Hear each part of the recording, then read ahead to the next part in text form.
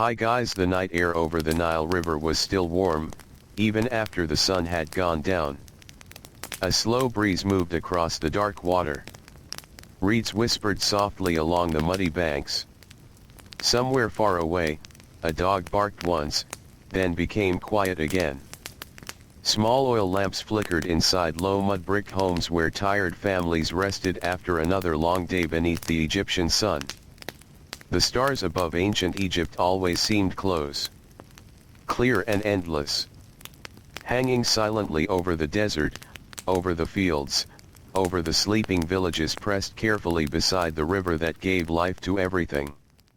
Most people in Egypt lived very close to the Nile. Without it, there was almost nothing.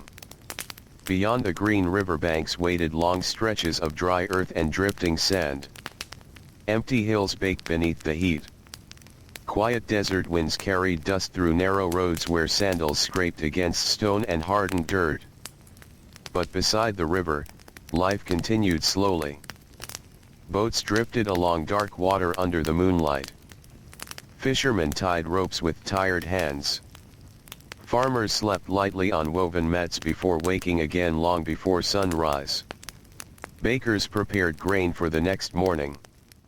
Scribes rested their stiff fingers after copying endless records for temples and storehouses. And through all these quiet routines, one thing remained true for almost everyone living in ancient Egypt. Most people never became rich.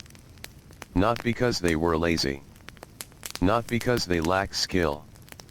But because daily life itself was heavy, exhausting, and difficult to escape. Even in one of the greatest civilizations in human history, wealth belonged to only a small number of people. The shining temples, painted tombs, and massive stone monuments that survived for thousands of years were built by hands that rarely owned very much at all. Most Egyptians lived simple lives. Many lived hard ones. And tonight, as the river moves slowly beneath the stars, we travel quietly into their world. Not into the palaces of kings. Not into grand celebrations. But into the homes of ordinary people whose names disappeared long ago. People who woke before dawn. People who carried water beneath heavy heat. People who spent their lives making bread, cutting stone, shaping clay, repairing boats, planting grain, weaving cloth, and trying to rest their tired bodies at night. The story begins before sunrise. In a village not far from the Nile, the darkness slowly begins to fade into deep blue.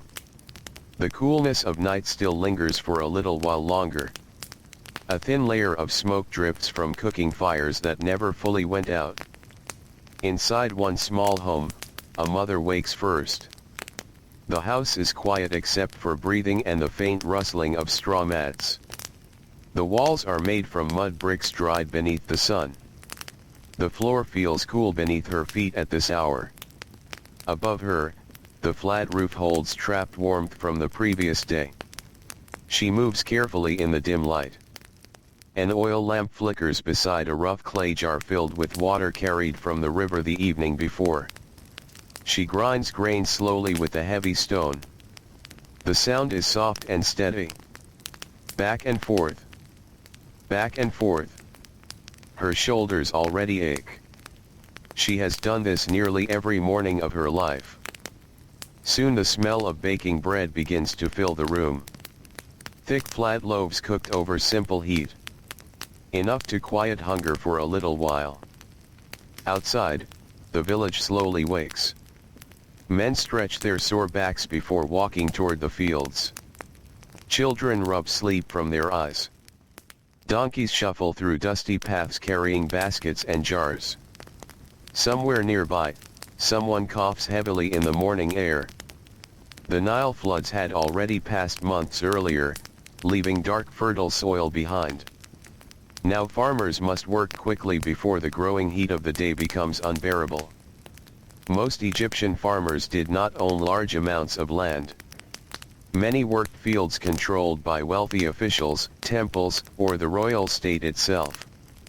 Some families kept small garden plots beside their homes, but large wealth almost always remained somewhere above them, held by people they would rarely meet. Taxes also shaped daily life. Grain taxes. Labor taxes. Payments demanded by officials who carefully counted harvests and measured storage jars.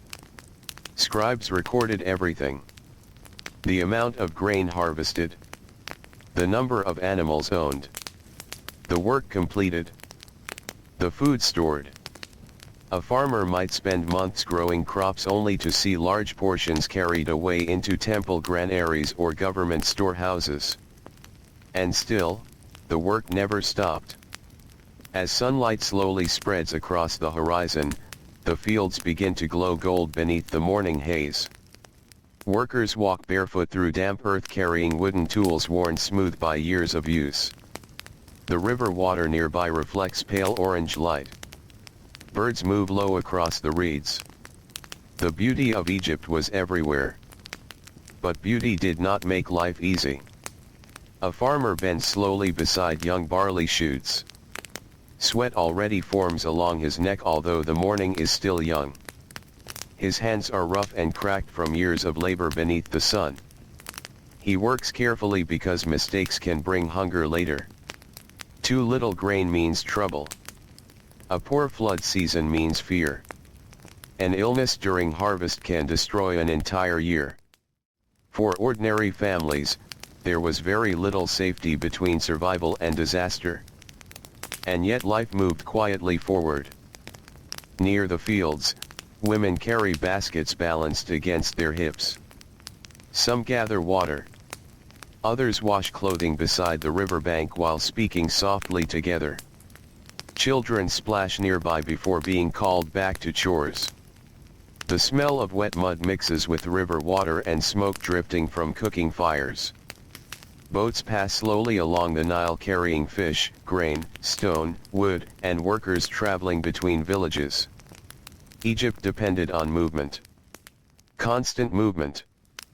Food moved from fields into storage. Stone moved from quarries into cities. Papyrus moved into workshops. Fish moved into markets. And people moved endlessly beneath the heat trying to earn enough to survive. Most labor in ancient Egypt required the human body. Heavy lifting. Grinding grain. Pulling ropes. Digging canals. Carrying water. Pushing sledges loaded with stone. There were animals to help sometimes. Oxen pulled plows through wet soil. Donkeys carried goods along dusty roads. But human muscles remained the center of almost everything. The wealthy could rest more often.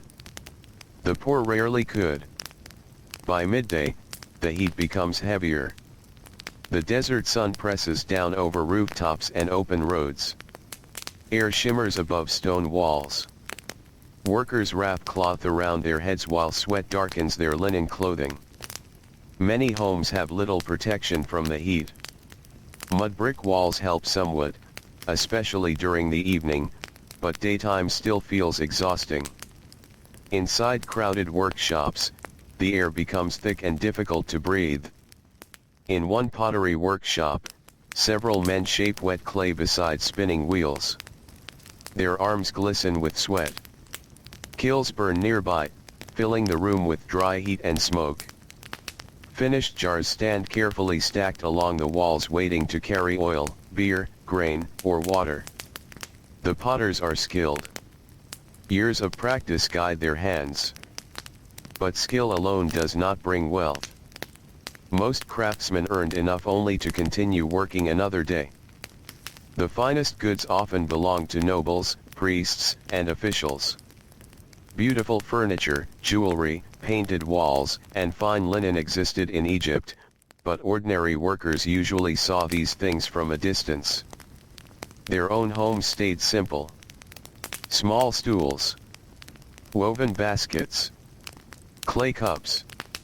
Reeds spread across floors for sleeping. A few wooden boxes for precious belongings. Life centered around necessity. In another part of the village, A young scribe sits cross-legged near a shaded doorway. He dips a reed brush into ink and carefully copies records onto papyrus. Scribes held an unusual place in Egyptian society. They often lived more comfortably than laborers because reading and writing were rare skills. Their hands stayed softer. Their backs avoided some of the hardest physical work. Parents sometimes dreamed of their sons becoming scribes. Not because scribes became truly rich most of the time, but because writing offered escape from endless field labor beneath the burning sun. Still, even many scribes served powerful men above them. Temple officials, tax collectors, government administrators. The entire system of Egypt rested on layers of labor and control. Wealth flowed upward slowly, like grain carried into enormous storehouses while ordinary workers remained below. As afternoon stretches onward, exhaustion settles over the village. The heat drains energy from every movement. A fisherman repairs torn nets beside the riverbank while flies buzz lazily around him. His small boat rocks gently against wooden posts buried in mud. He smells of river water, fish scales, and damp reeds. Fishing helped many families survive. The Nile offered food even when harvests struggled. Fish dried beneath the sun. Fish cooked over open fires. Fish traded in crowded markets. But river life also carried danger.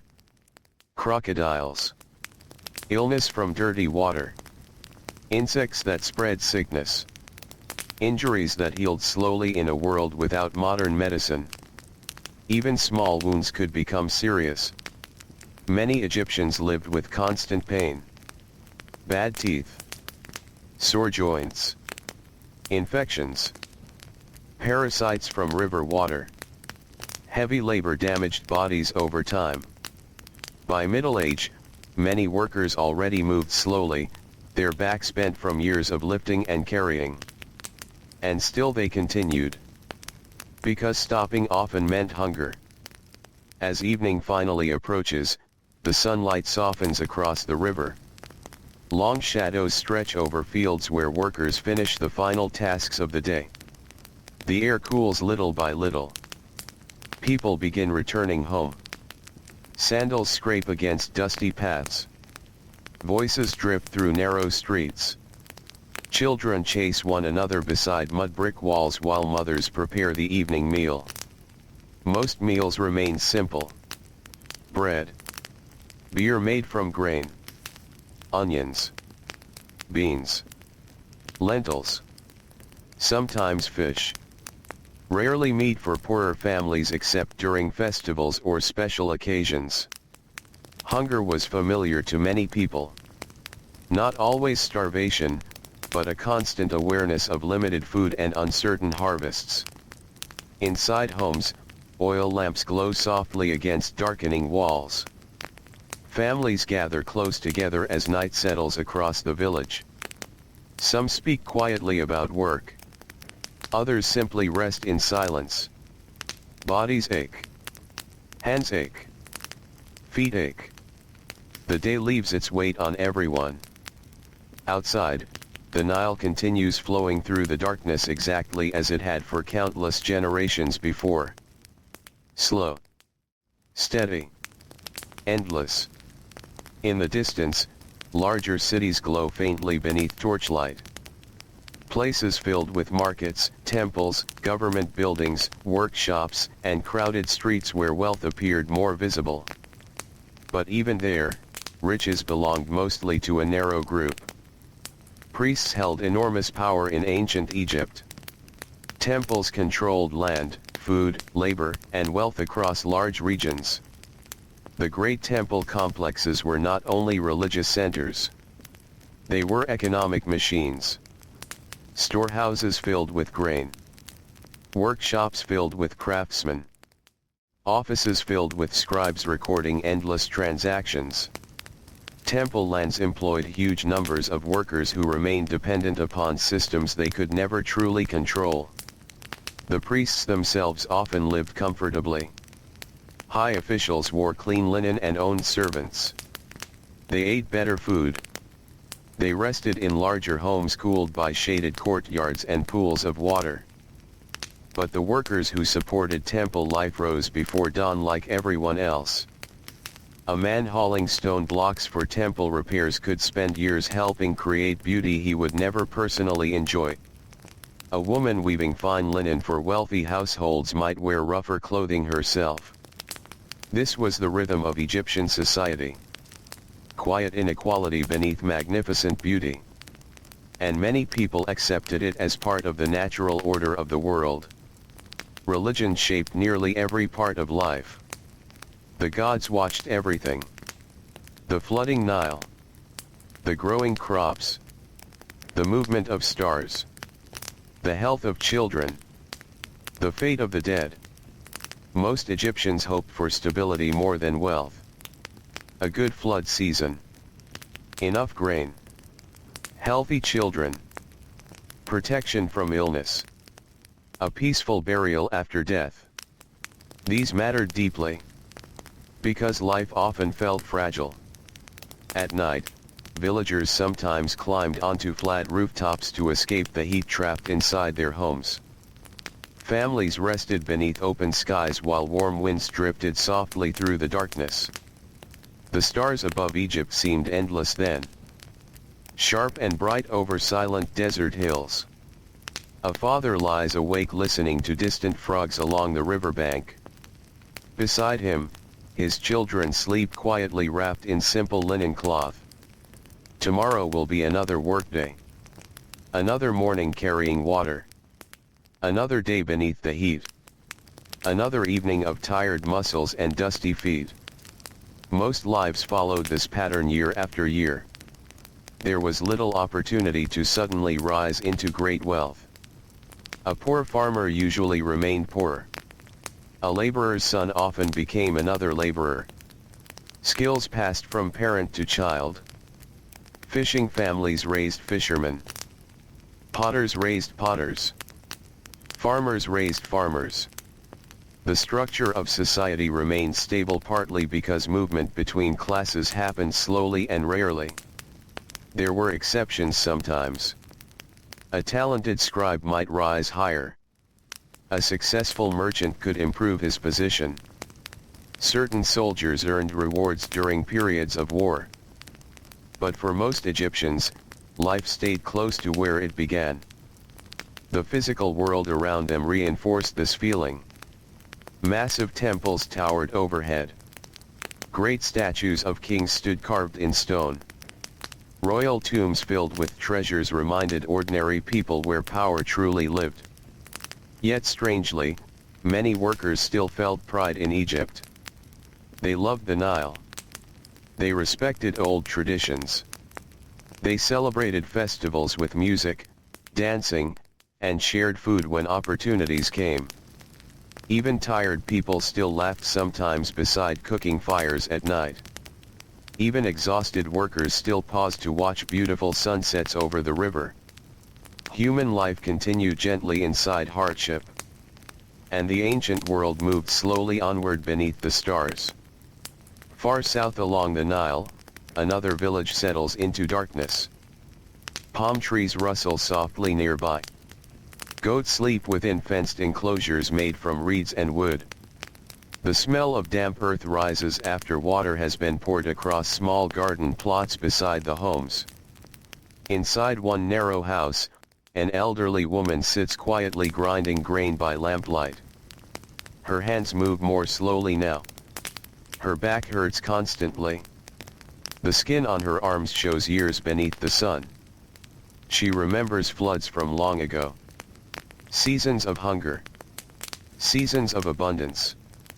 Children born. Relatives buried beneath desert sand. Life in Egypt was deeply connected to time. Not fast time.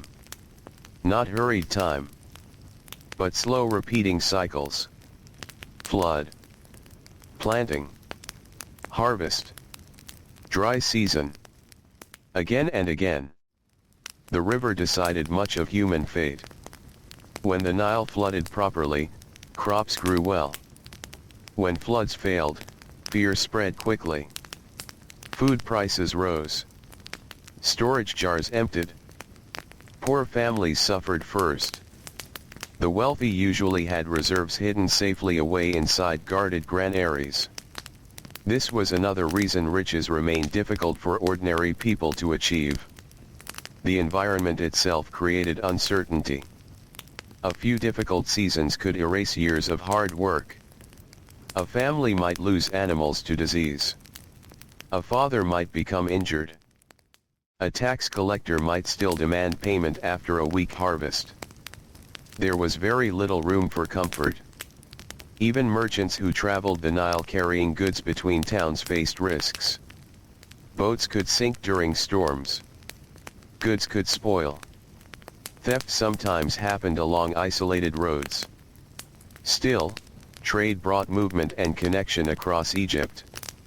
Markets filled with noise during daytime hours. Voices bargaining. Donkeys braying. Fish laid across woven mats. Clay jars stacked carefully. Bundles of papyrus tied with rope. Perfume oils for wealthier customers. Copper tools. Sandals. Linen cloth. Dates and figs. For ordinary people, markets were places of necessity, not luxury. A woman counts carefully before exchanging grain for cooking oil. A fisherman trades part of his catch for bread. Children stand close beside parents watching crowded stalls with tired eyes. Dust hangs softly in the air while sunlight filters through woven shades stretched above the narrow streets. The rich moved through these spaces too sometimes, carried in litters or shaded beneath servants holding fans. Their skin remained cleaner. Their clothing brighter. Their bodies less worn by labor. And ordinary workers noticed the difference. They always noticed. But the gap between wealth and poverty felt ancient already, even then. As old as the river itself. Night deepens again over Egypt. The villages quiet slowly. The workshops become still. The boats drift gently against their ropes. Somewhere far away, temple singers chant softly beneath torchlight while priests move through cool stone halls scented with incense. And beside the dark Nile, countless ordinary Egyptians close their eyes to rest before another long day begins again. The night in ancient Egypt did not feel like an ending. It felt more like a pause in a cycle that never truly stopped. The river kept moving even when everything else grew still. Soft currents slipped past dark riverbanks where reeds bent gently in the warm wind. Small insects hovered above the water, rising and falling in slow patterns that seemed almost peaceful. The moonlight spread across the Nile in broken silver shapes that changed with every small ripple. In the villages, most people were already asleep. But sleep in ancient Egypt was not always deep or uninterrupted. Many bodies were tired enough to rest quickly, yet the world around them often shaped their dreams. Heat lingering in mudbrick walls. The ache of muscles that had worked too long. The quiet worry of grain stores that might not last. The distant memory of yesterday's labor still sitting inside the body like weight. Even in rest, life stayed close. And before dawn returned again, the world of work would begin once more. Far away from the sleeping villages, deeper inside the lands of Egypt, the great river continued its long journey through towns, fields, and cities that depended entirely on its rhythm. Every settlement, no matter how large or small, existed because of this narrow band of life along the Nile. A few steps away from the water, everything changed. Green fields faded into dry earth. Dry earth faded into sand. And beyond that, only silence and heat. This contrast shaped everything about Egyptian life. And it also shaped wealth. Because wealth in Egypt was not evenly spread across land. It gathered near the river. It gathered in places where food could be grown, stored, controlled, and taxed. It gathered in the hands of those who managed distribution. And so, while the river gave life to everyone, it also quietly created differences between those who controlled its outcomes and those who simply lived beside it.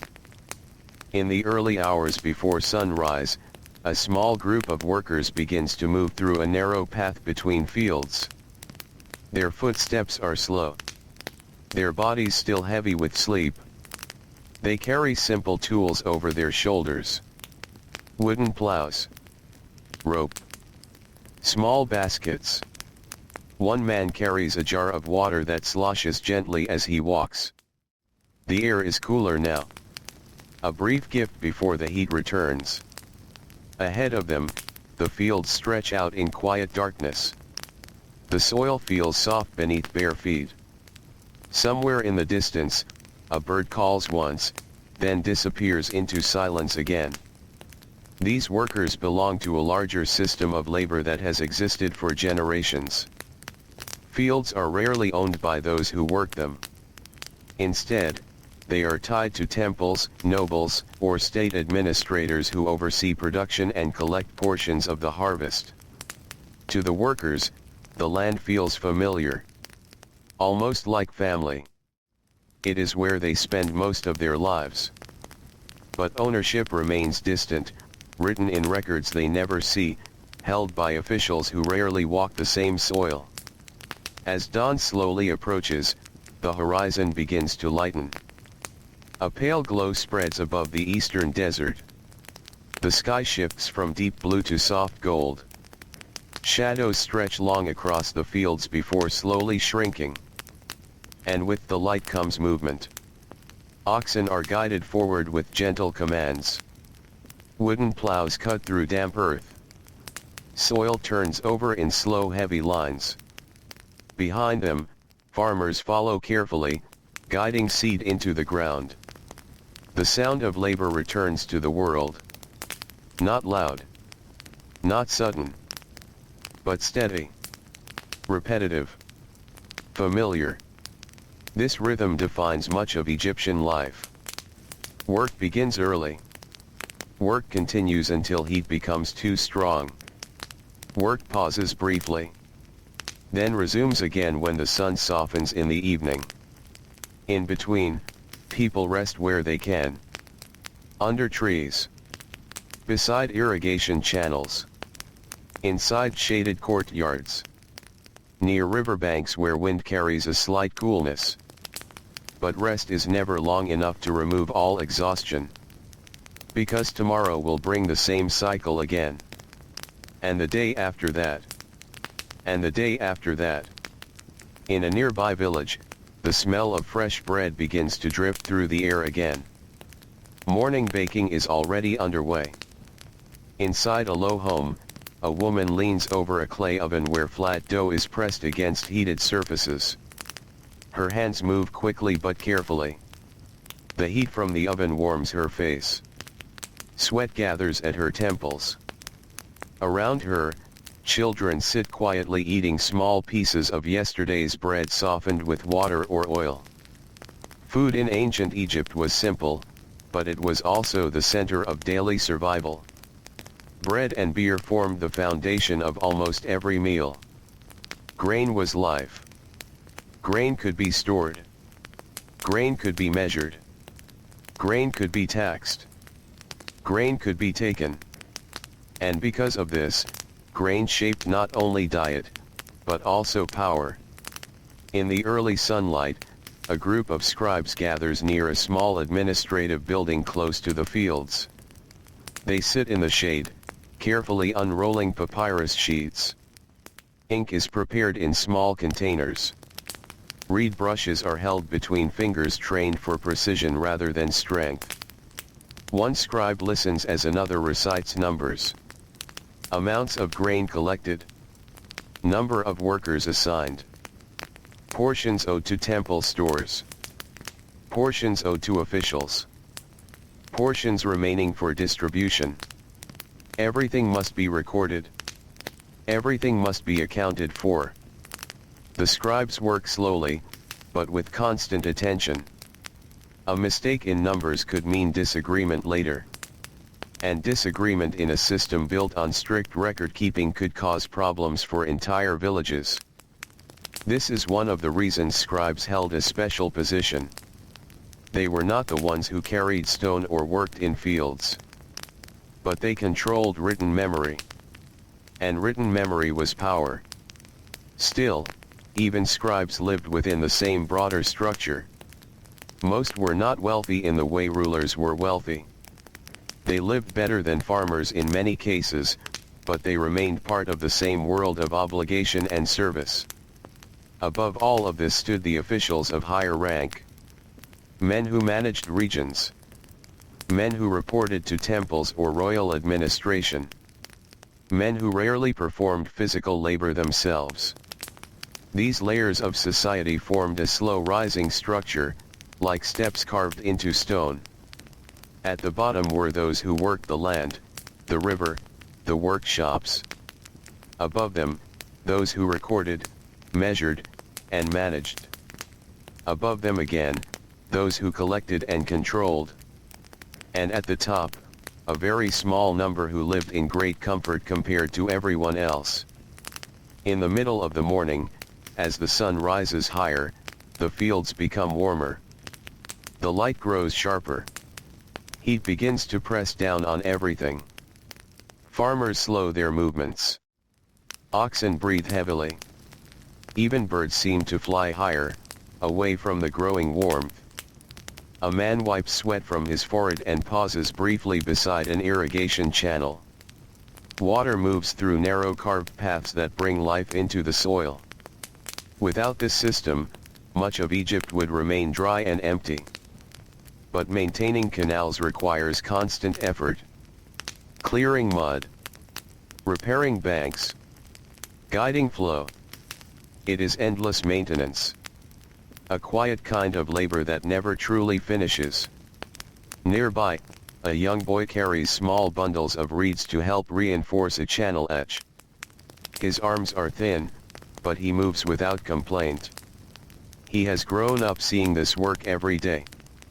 It feels normal to him. Like everything else in his world, it is simply what must be done.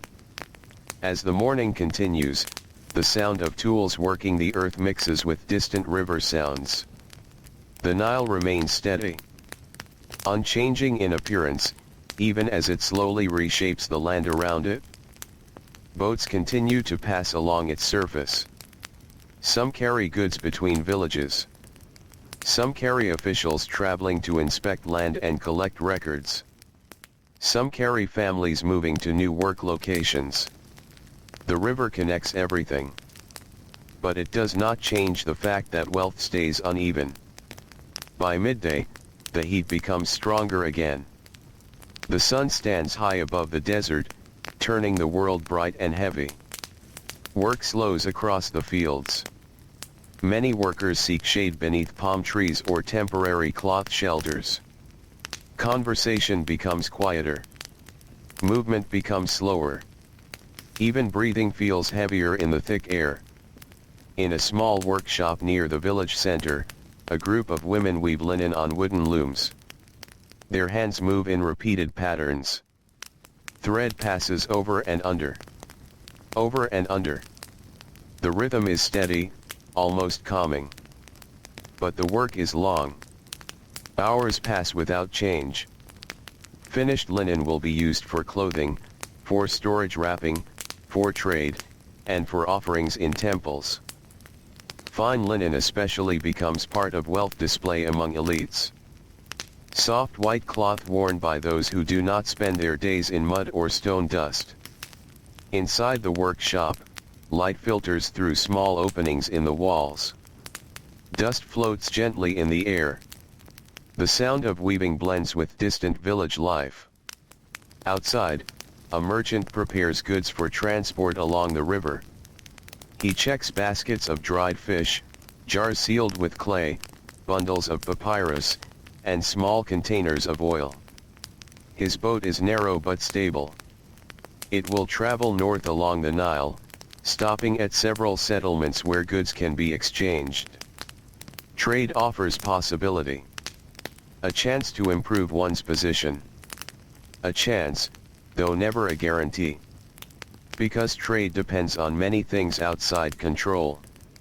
Weather, demand, travel conditions, taxation at ports, and sometimes simply luck. Many merchants live comfortably, but only a few become truly wealthy. Most remain somewhere in the middle, working constantly to keep movement going. As afternoon slowly shifts toward evening, shadows begin to stretch again across the fields. The heat softens. Air becomes easier to breathe. Workers return once more to their tasks. Final harvesting. Repairing tools. Feeding animals. Carrying water.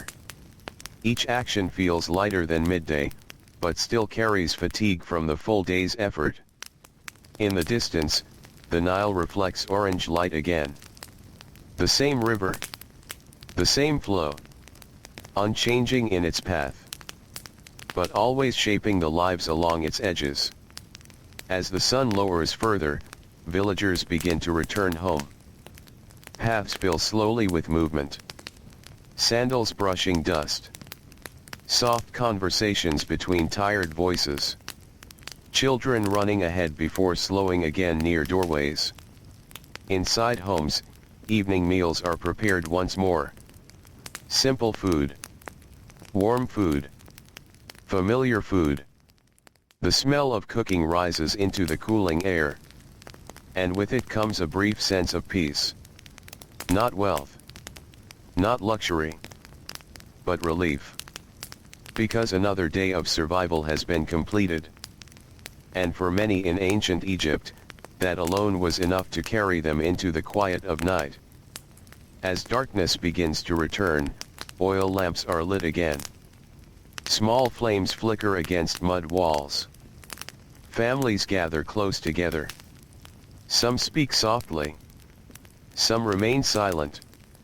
Some fall asleep early from exhaustion that sits deep in the body. Outside, the river continues its steady movement beneath the stars. Carrying silt. Carrying boats. Carrying life itself along its long ancient path. And in this gentle darkness, the world of ancient Egypt settles once more into quiet rest, preparing without awareness for another repetition of the same slow and demanding cycle when morning returns again. Night settles again over the Nile Valley, not like a sudden arrival, but like something slowly lowering itself over the land. The stars return in quiet layers above Egypt. One by one. Soft and distant. The river reflects them in broken lines that move gently with the current. Along the banks, the wind carries a faint warmth even now, as if the desert has not fully let go of the day. Inside the villages, lamps burn low. Small flames held inside clay bowls. They flicker against walls made from earth that still remembers the heat of the sun. Most people are asleep again. Their bodies folded into simple mats, their breathing slow and heavy, their muscles still holding the memory of work. But beneath this calm surface of night, the structure of their lives continues to exist even in silence. Because in ancient Egypt, rest never meant escape. It only meant pause. And the next cycle was already waiting. Somewhere along the river, a small administrative house remains awake longer than the rest. Inside, a scribe sits alone. The light from a single oil lamp leans toward him, trembling slightly each time the air shifts. He writes slowly on papyrus. Not stories. Not poems. But numbers. Lists. Records of grain. Records of labor. Records of deliveries that must be accounted for before the next flood season changes everything again. His hand moves with quiet discipline. Each mark is part of something larger than himself. A system that stretches across villages, fields, temples, and storage houses. In ancient Egypt, writing was not just communication. It was control. It was memory that did not forget. And memory in this world determined what people owed. What they gave. What they kept. What they could never fully escape. Outside, the night deepens further. A faint sound of water reaches the shore as small waves press against reeds. Somewhere nearby, a boat is tied loosely to a wooden post. It rocks gently with the rhythm of the river. A fisherman sleeps inside it, wrapped in cloth, his body still smelling faintly of fish and mud. He will wake before sunrise again. He always does. Because the river does not stop giving, and it does not stop demanding. And neither does life beside it. In another direction, beyond the sleeping fields, temple grounds rise slightly above the surrounding land. Even at night, they feel present. Large stone walls. Tall gates. Silent courtyards. Inside these spaces, wealth gathers in a different way than in villages. Not as personal comfort alone, but as storage. As accumulation. As offering. As control over time itself. Grain is stored here in vast quantities. Collected from farms across regions. Measured carefully. Recorded carefully. Guarded carefully. To an ordinary farmer, grain is survival for the next season. To a temple, grain is stability across many seasons. And this difference, small in appearance but large in consequence, is one of the quiet reasons most Egyptians never became rich. Because wealth was not only about how much existed, it was about how long it could be held. And who was allowed to hold it? In the early hours before dawn, when the sky begins to pale slightly at the edge of darkness, a group of laborers is already moving again. They walk slowly along a narrow path toward irrigation works near the fields. Their feet are bare. Their clothing is simple linen, worn thin by time and washing. Each man carries a tool. Wooden shovels. Stone implements. Ropes coiled over shoulders. They do not speak much. Not because they have nothing to say, but because mornings belong to preparation more than conversation. The air is cool enough to be forgiving. For a short while, the body can move without the full weight of heat pressing down. At the canal, they begin work immediately. Mud must be cleared. Water channels must be opened. Small blockages removed so that the river's life can continue reaching the fields. This work is not seasonal. It is constant. Even when floods are good, channels must be maintained. Even when harvests are strong, canals must be repaired. Even when life is stable, maintenance continues. It is a kind of labor that never produces visible greatness, but without it, everything collapses. And so the people who do this work remain essential, even as they remain poor. As the sky brightens, more movement appears across the landscape. Donkeys carry baskets toward villages. Women walk together toward water points. Children follow behind them carrying small containers. Farmers begin to scatter across fields again like patterns returning to familiar places. The Nile remains at the center of everything. Not as a symbol, but as a necessity. Its water feeds the canals. Its soil feeds the crops. Its flow determines the rhythm of taxes, labor, and survival. In many ways, it acts like a slow heartbeat across the land. And everyone must adjust to it. Near a cluster of homes, smoke rises again from early cooking fires. The smell of bread returns to the air. It is a smell that repeats so often that it becomes part of memory itself. A smell of survival.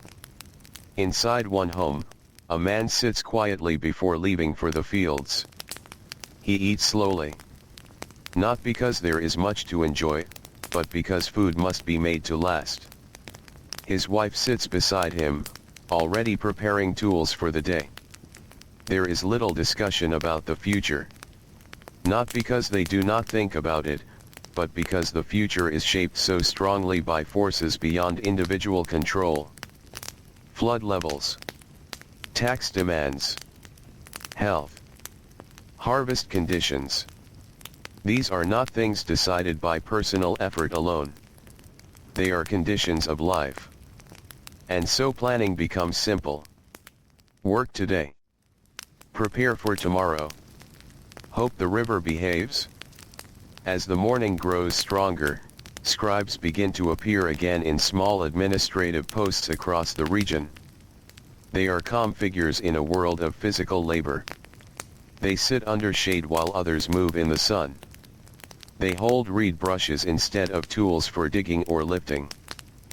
But their role connects deeply to the lives of everyone around them. They measure what is produced.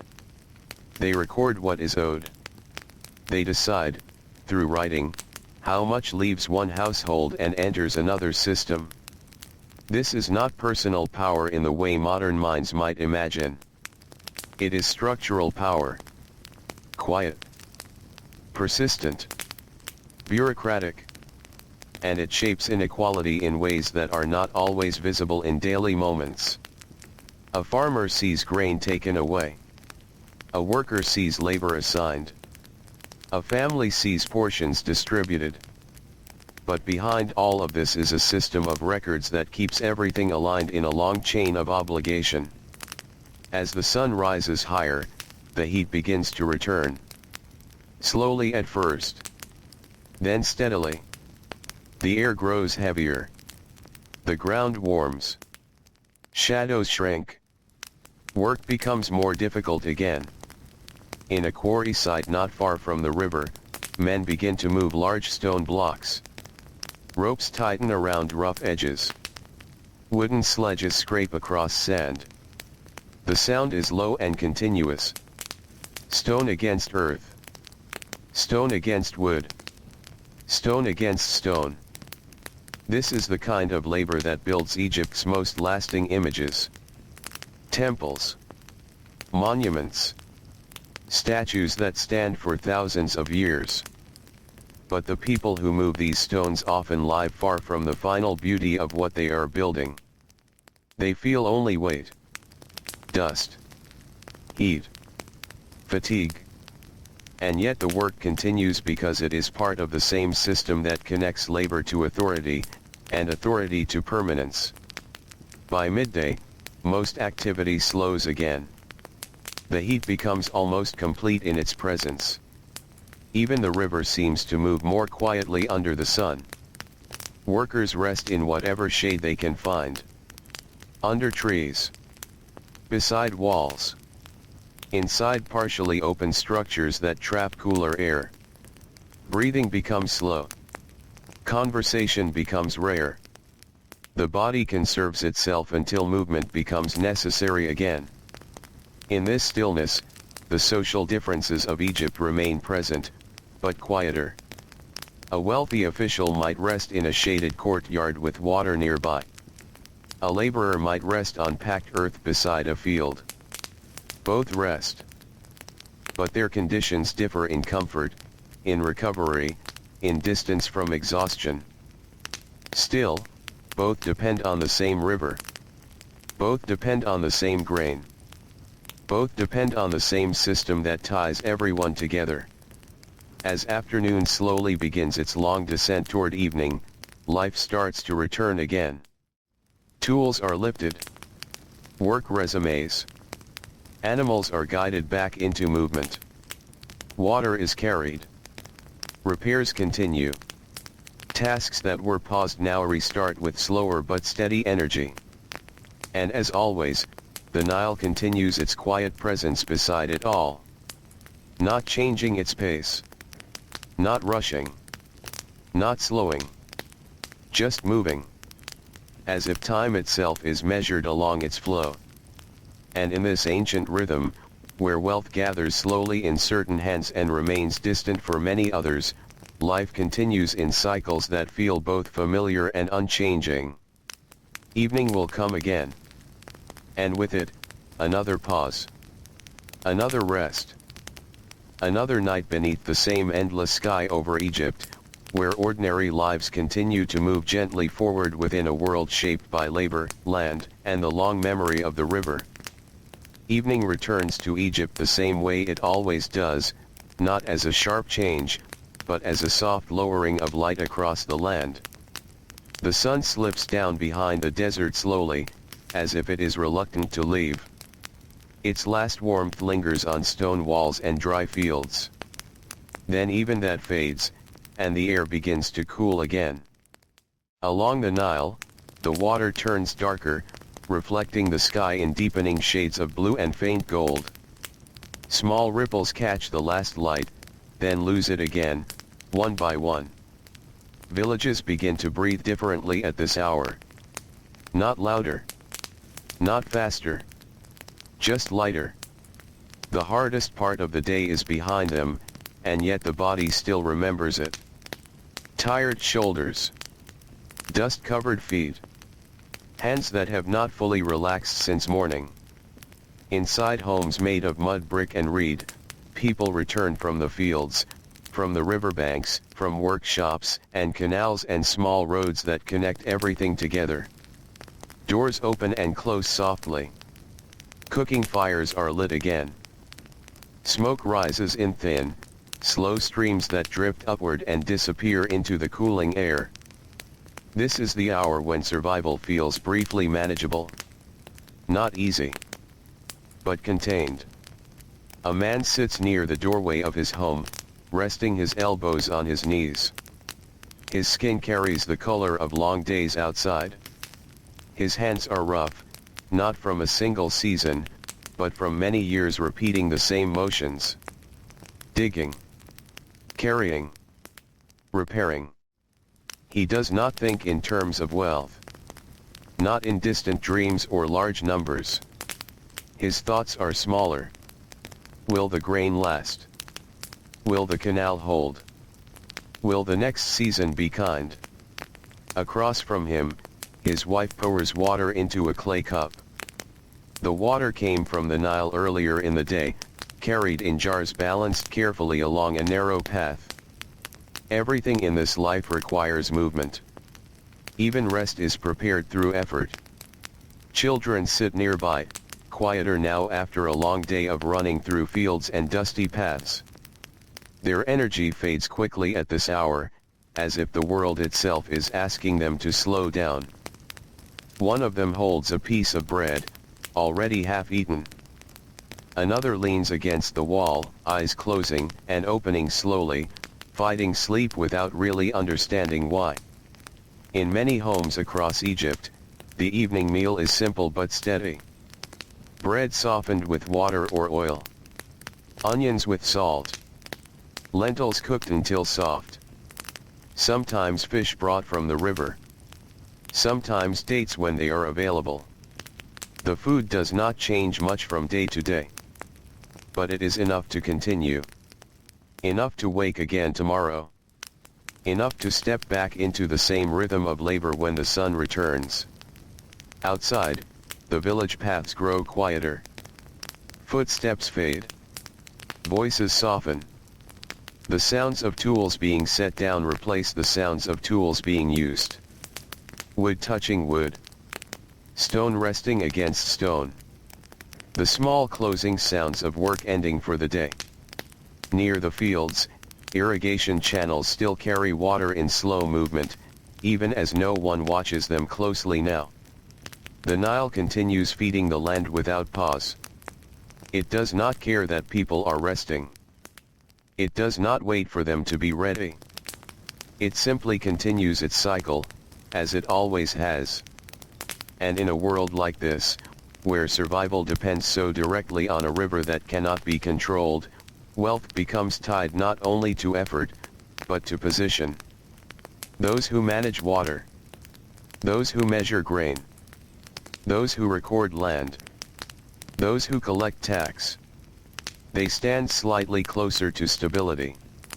Not because they are free from the system, but because they are placed in positions where flow can be directed, controlled, recorded, and slowly, that control becomes advantage. Not always dramatic, not always visible in a single moment, but steady over time. In a small administrative building not far from the village, a lamp still burns. A scribe remains awake. He sits in quiet concentration, leaning slightly forward over a wooden surface. His work continues even after others have stopped. The day's records must be finished. Numbers checked. Lists corrected. Storage amounts confirmed.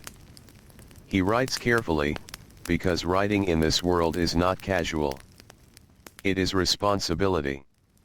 A single mark can change how much grain is delivered to a temple storehouse, or how much is left for a village, or how much a labor group will be assigned in the coming days. The scribe pauses for a moment, rolling his shoulders gently to ease stiffness. His life is less physically exhausting than a farmer's life, but it is not without strain. Hours of sitting. Hours of concentration. Hours of repeating systems that must remain consistent across regions and seasons. Outside, the night has fully arrived now. Cooler air moves through the village paths. A dog walks slowly between houses, then disappears behind a wall. Somewhere in the distance, a bird calls once more before settling into silence. The Nile reflects the sky again, now darker, deeper, almost endless.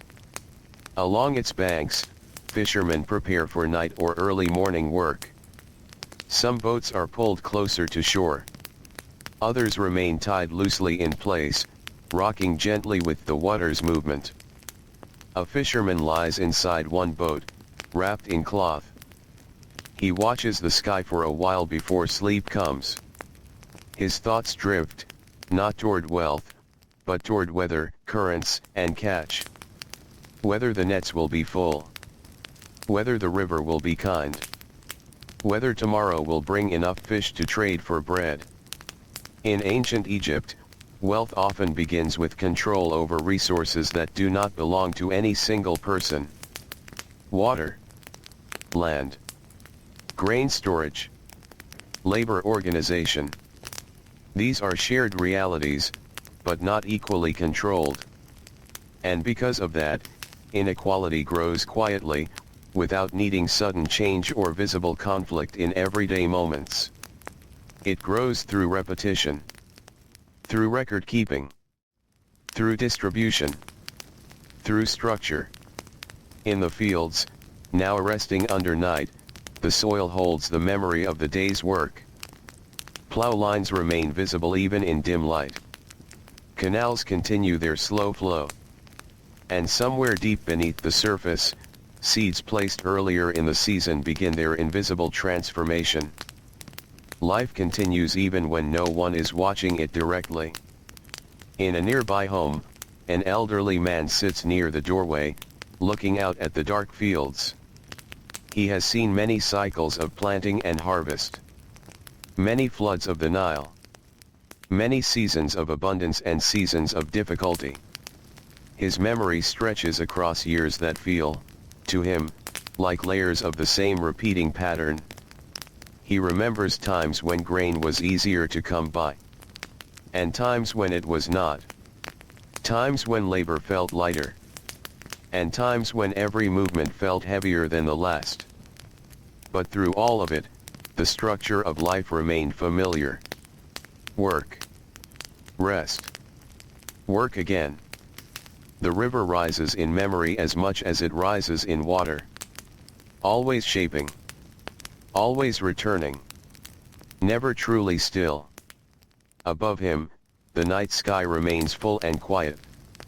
Stars spread across it in patterns that have guided travelers, farmers, and fishermen for generations. They do not change quickly.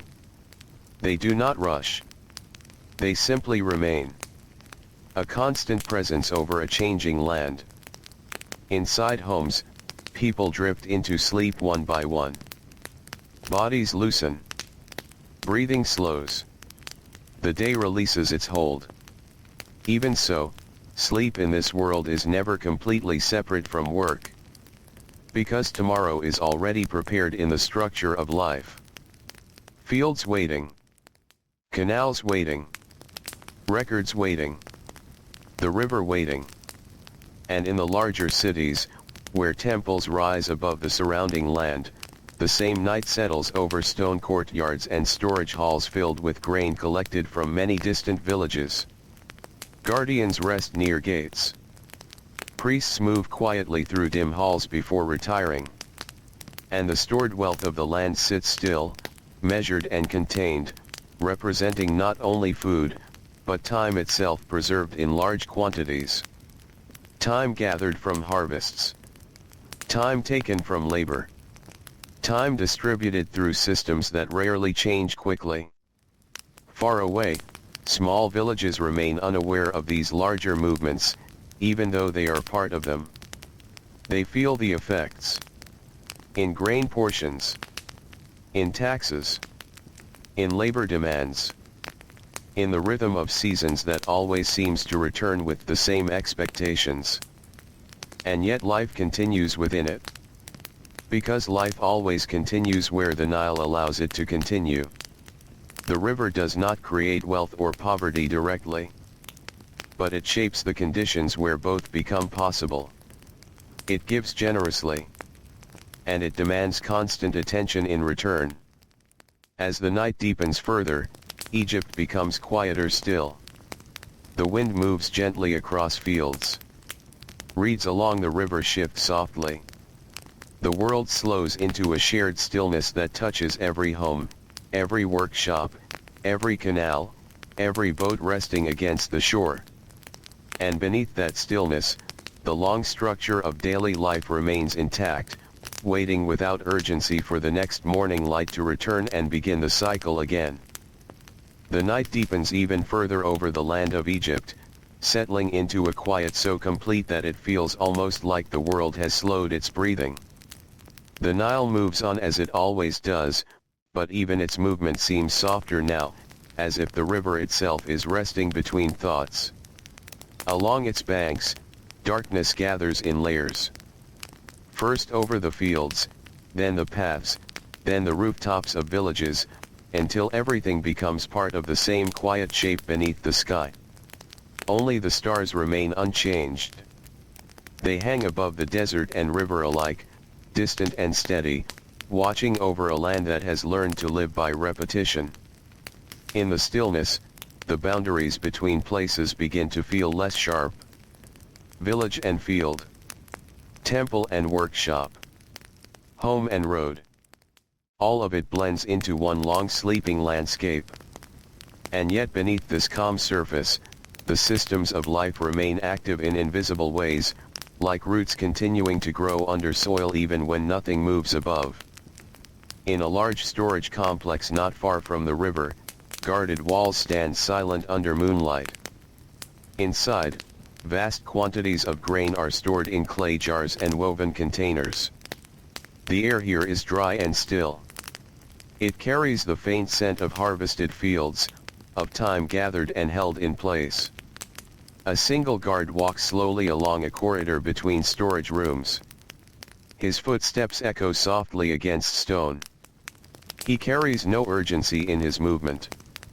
The night is secure enough, and the stored grain is too valuable to leave unattended, but even this responsibility feels like part of a long familiar pattern. Everything in this place is counted. Everything is recorded. Everything is measured against what came from the land and what must return to it in labor or distribution. In the morning, officials will come again. Scribes will open records. Portions will be reassigned. And the cycle of movement between field and storehouse will continue as it always has. Outside these walls, beyond the quiet authority of storage and record keeping, ordinary villages remain wrapped in sleep. But even in sleep, the rhythm of labor is not far away. Many people dream of fields without realizing they are dreaming.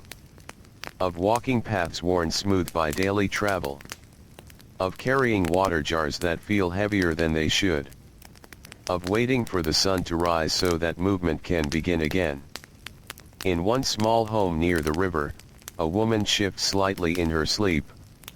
Her body remembers the day before her mind does. The motion of grinding grain. The heat from cooking fires. The weight of carrying baskets. Her rest is not empty. It is filled with echoes of effort. Beside her, a child sleeps deeply, one arm resting across a folded piece of cloth. The child's breathing is slow and even, untouched for now by the awareness of responsibility that shapes adult life. Outside, a faint wind moves through narrow paths between homes. It passes over doorways, over sleeping animals, over the edges of small courtyards where tools have been set down for the night. In the darkness, even objects seem to rest. Wooden plows lean against walls. Stone tools sit in corners. Clay jars remain still, waiting to be filled again. Everything has its place. Everything pauses where it was left. And yet nothing truly stops. Because in the distance, the Nile continues to shape the land through quiet motion. And in cities and temples, record-keeping continues even when most people are asleep. In a temple complex further upstream, stone halls hold a different kind of night. The air here is cooler, carried through thick walls that have absorbed the heat of the day and released it slowly into the night. Torches burn low in certain corridors, casting long shadows across carved surfaces. Within these spaces, wealth is not just stored in grain. It is also stored in offerings. In goods brought from villages. In labor assigned for construction. In the maintenance of sacred spaces that require constant attention. Priests move slowly through the dim halls. Their footsteps are soft against polished stone. They pass statues that stand still in the darkness, their forms familiar and unmoving. Everything here feels permanent, as if it has always existed and always will. But beneath this sense of permanence lies constant work. Stone must be maintained. Walls must be repaired. Gardens must be tended. Rituals must be performed at precise times. And for all of this, labor is required from people far beyond the temple walls. Farmers contribute grain. Workers contribute time. Artisans contribute skill. And in return, the system offers protection, order, and stability in a world where the river itself can sometimes shift its generosity without warning. This exchange, repeated across generations, slowly shapes the distribution of wealth. Not through sudden change, but through accumulation.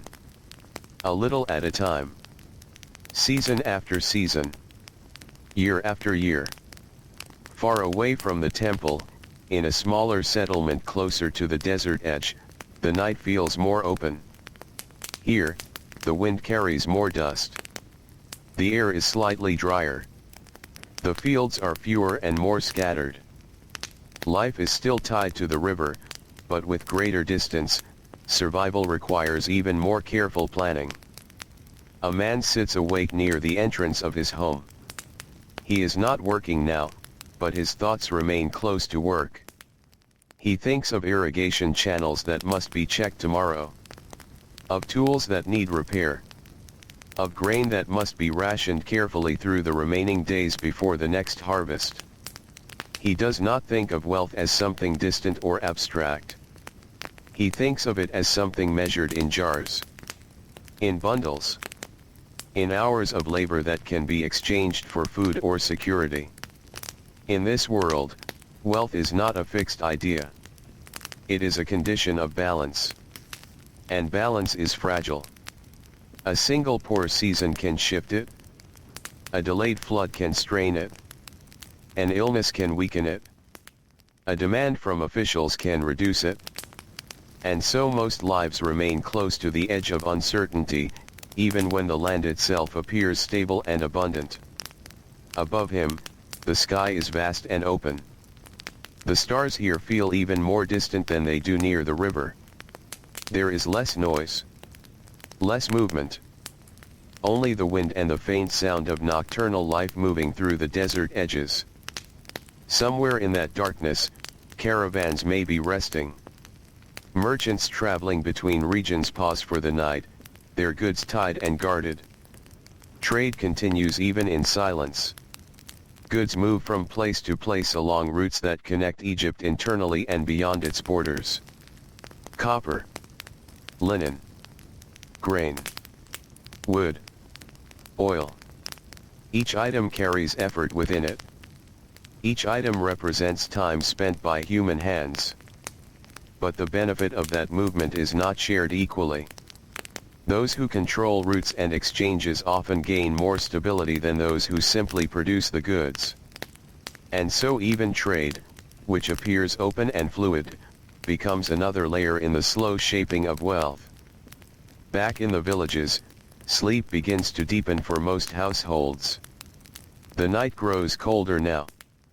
Not harsh, but noticeable. People pull cloth closer around their bodies. Animals settle more tightly into corners or enclosures.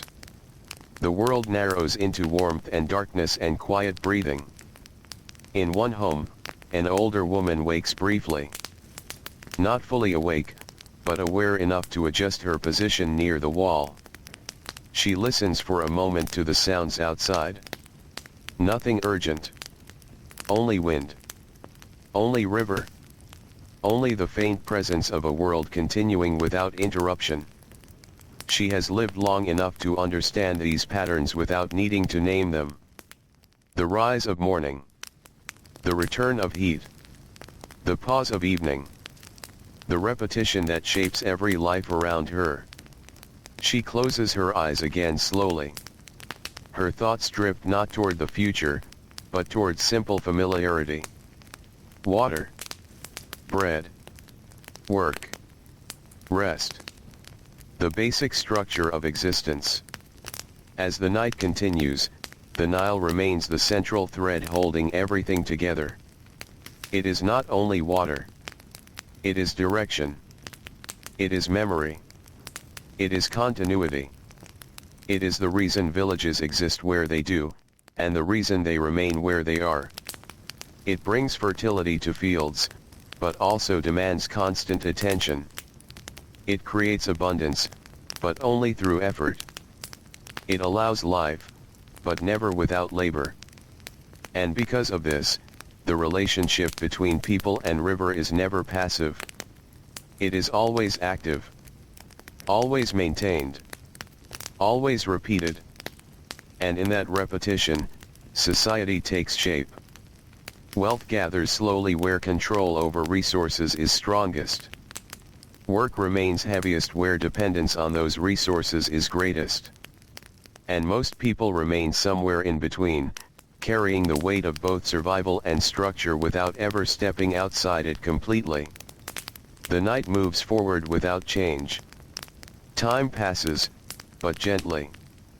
Almost unnoticed. Until the first hint of dawn begins to form far away at the edge of the horizon. A faint light that is not yet morning, but already not night. It spreads slowly, without sound, touching the tops of distant fields first, then the river, then the roofs of sleeping homes. And within that quiet transition, Egypt prepares once again for the return of movement. For the return of labor. For the return of the cycle that will begin again exactly as it has before, carried forward by the same river, under the same sky, through lives that continue gently within it. The first light of dawn does not arrive all at once in ancient Egypt. It spreads slowly, almost carefully, as if it does not want to disturb the sleeping land too quickly. At the edge of the horizon, a faint line of pale gold appears above the desert. Then it grows wider. Then softer colors follow it, stretching upward into the sky. The Nile begins to change first. Its dark surface turns lighter in places, catching the early glow. Small ripples appear clearer now.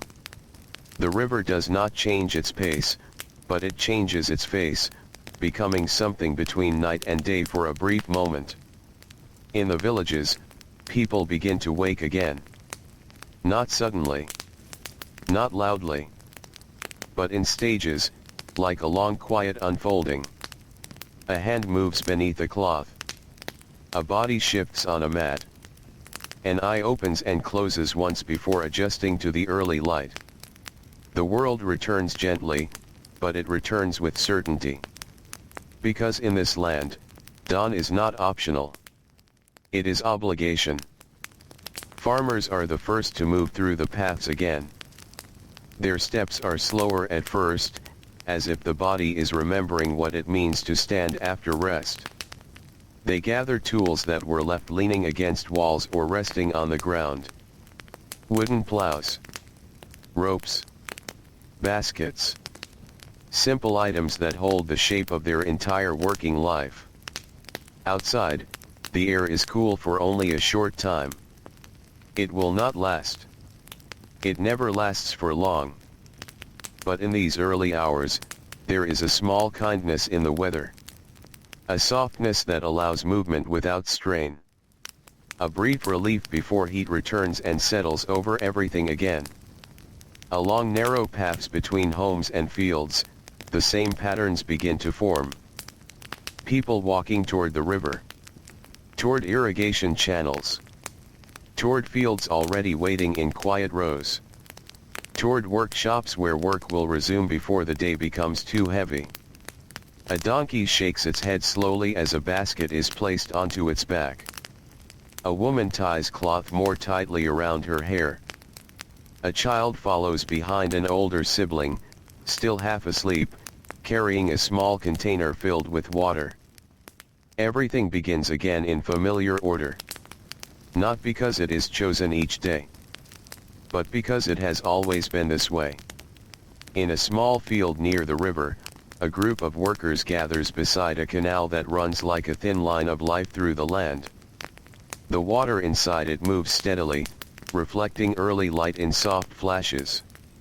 Mud banks on either side are damp and dark. The smell is fresh in a quiet way, like earth remembering rain. But this canal is not natural. It is shaped, guided, maintained by human hands over many seasons. And it must continue to be maintained. One man kneels beside the edge, pressing soil back into place where water has begun to weaken the bank. Another clears debris from the flow, pulling out small clumps of plant matter and placing them carefully on the side. A third checks the direction of water movement, watching how it enters the field beyond. This work is not dramatic. It does not create monuments. It does not leave behind visible greatness. But without it, fields would dry. Crops would fail. Villages would weaken. And so it is among the most essential forms of labor in Egypt. Yet it remains among the least remembered. As the sun rises higher, the fields begin to brighten. Green shoots catch the light more clearly now. Barley and wheat sway slightly in the early breeze. The landscape feels full of potential, but also full of dependence. Because everything here relies on timing. The flood must come at the right moment. The water must be guided correctly. The seeds must be placed carefully. The harvest must be gathered before heat or scarcity reduces it. Life is not only about effort. It is about alignment. And alignment is never guaranteed. Near the fields, a group of scribes arrives again. They settle beneath a shaded structure, laying out papyrus and ink. Their presence is calm, almost quiet compared to the movement of workers around them. But their work holds everything together in another way. They record what is happening. They assign meaning to quantities. They translate physical labor into numbers and obligations. A worker may see grain as food. A scribe sees it as a record. A temple sees it as stored stability. An official sees it as controlled distribution. Each perspective exists at the same time. But only some perspectives carry authority. The scribes listen as a supervisor speaks. He describes how much grain has been delivered from a nearby village. How many workers have completed canal maintenance. How many animals are assigned to transport goods. The scribe writes carefully, marking symbols that represent these realities in a form that will be reviewed later by higher officials. Nothing here is rushed. Precision matters more than speed. Because in this system, errors do not remain small. They grow as they move upward through layers of administration. As the morning continues, heat begins to return once more. Slowly at first. Then steadily. The air becomes heavier again. The ground warms underfoot. The soft coolness of dawn fades into memory. Workers adjust their pace. Some take short breaks under trees or beside shaded walls. Others continue steadily, knowing that stopping completely means falling behind the rhythm of the day. In a workshop near the village center, pottery production is already underway. Clay is shaped on wooden wheels.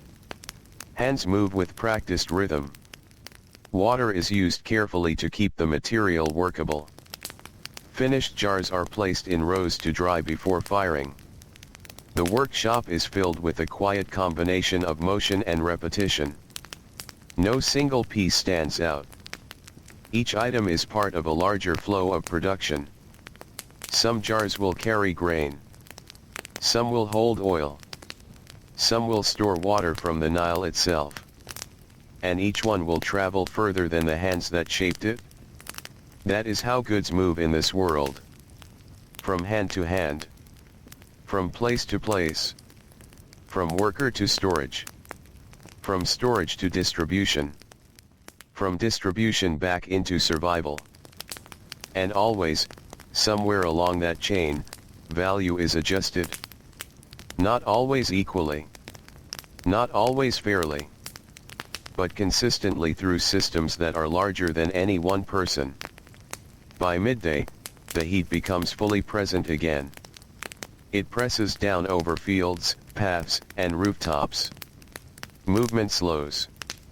Work continues, but with reduced intensity. People seek shade wherever it can be found. Under palm trees.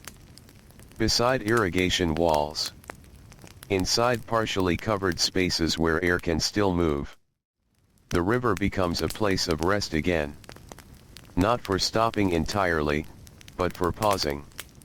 For washing hands and faces. For carrying water back to homes. For briefly escaping the intensity of the sun. A fisherman sits near the bank, mending a net. His fingers move through damaged threads with slow patience. He does not speak. Not because he is alone, but because the work itself does not require speech. Only attention. Only repetition. Only care for something that must remain usable for tomorrow. Nearby, boats drift slightly in place, tied to posts or anchored in shallow water. They wait for evening when movement will feel easier again. Or for early morning when fish are more active. The river gives and takes according to its own rhythm. And people adjust their lives to match it. In a distant administrative center, larger than the village settlements, more structured than the rural edges, activity continues even through the heat. Inside shaded halls, officials meet to discuss distribution of goods. Records are reviewed. Assignments are updated. Decisions are made that affect villages far away along the river. Grain allocations. Labor requirements. Storage priorities. Each decision flows outward into real physical consequences for people working the land.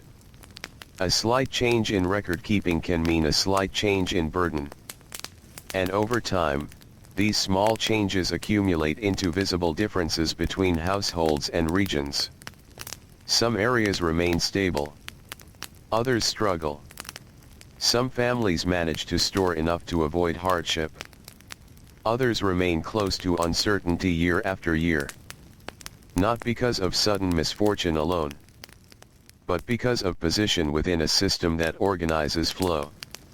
As afternoon slowly approaches, the light begins to soften again. Shadows stretch longer across the fields. Heat remains, but it begins to lose some of its intensity.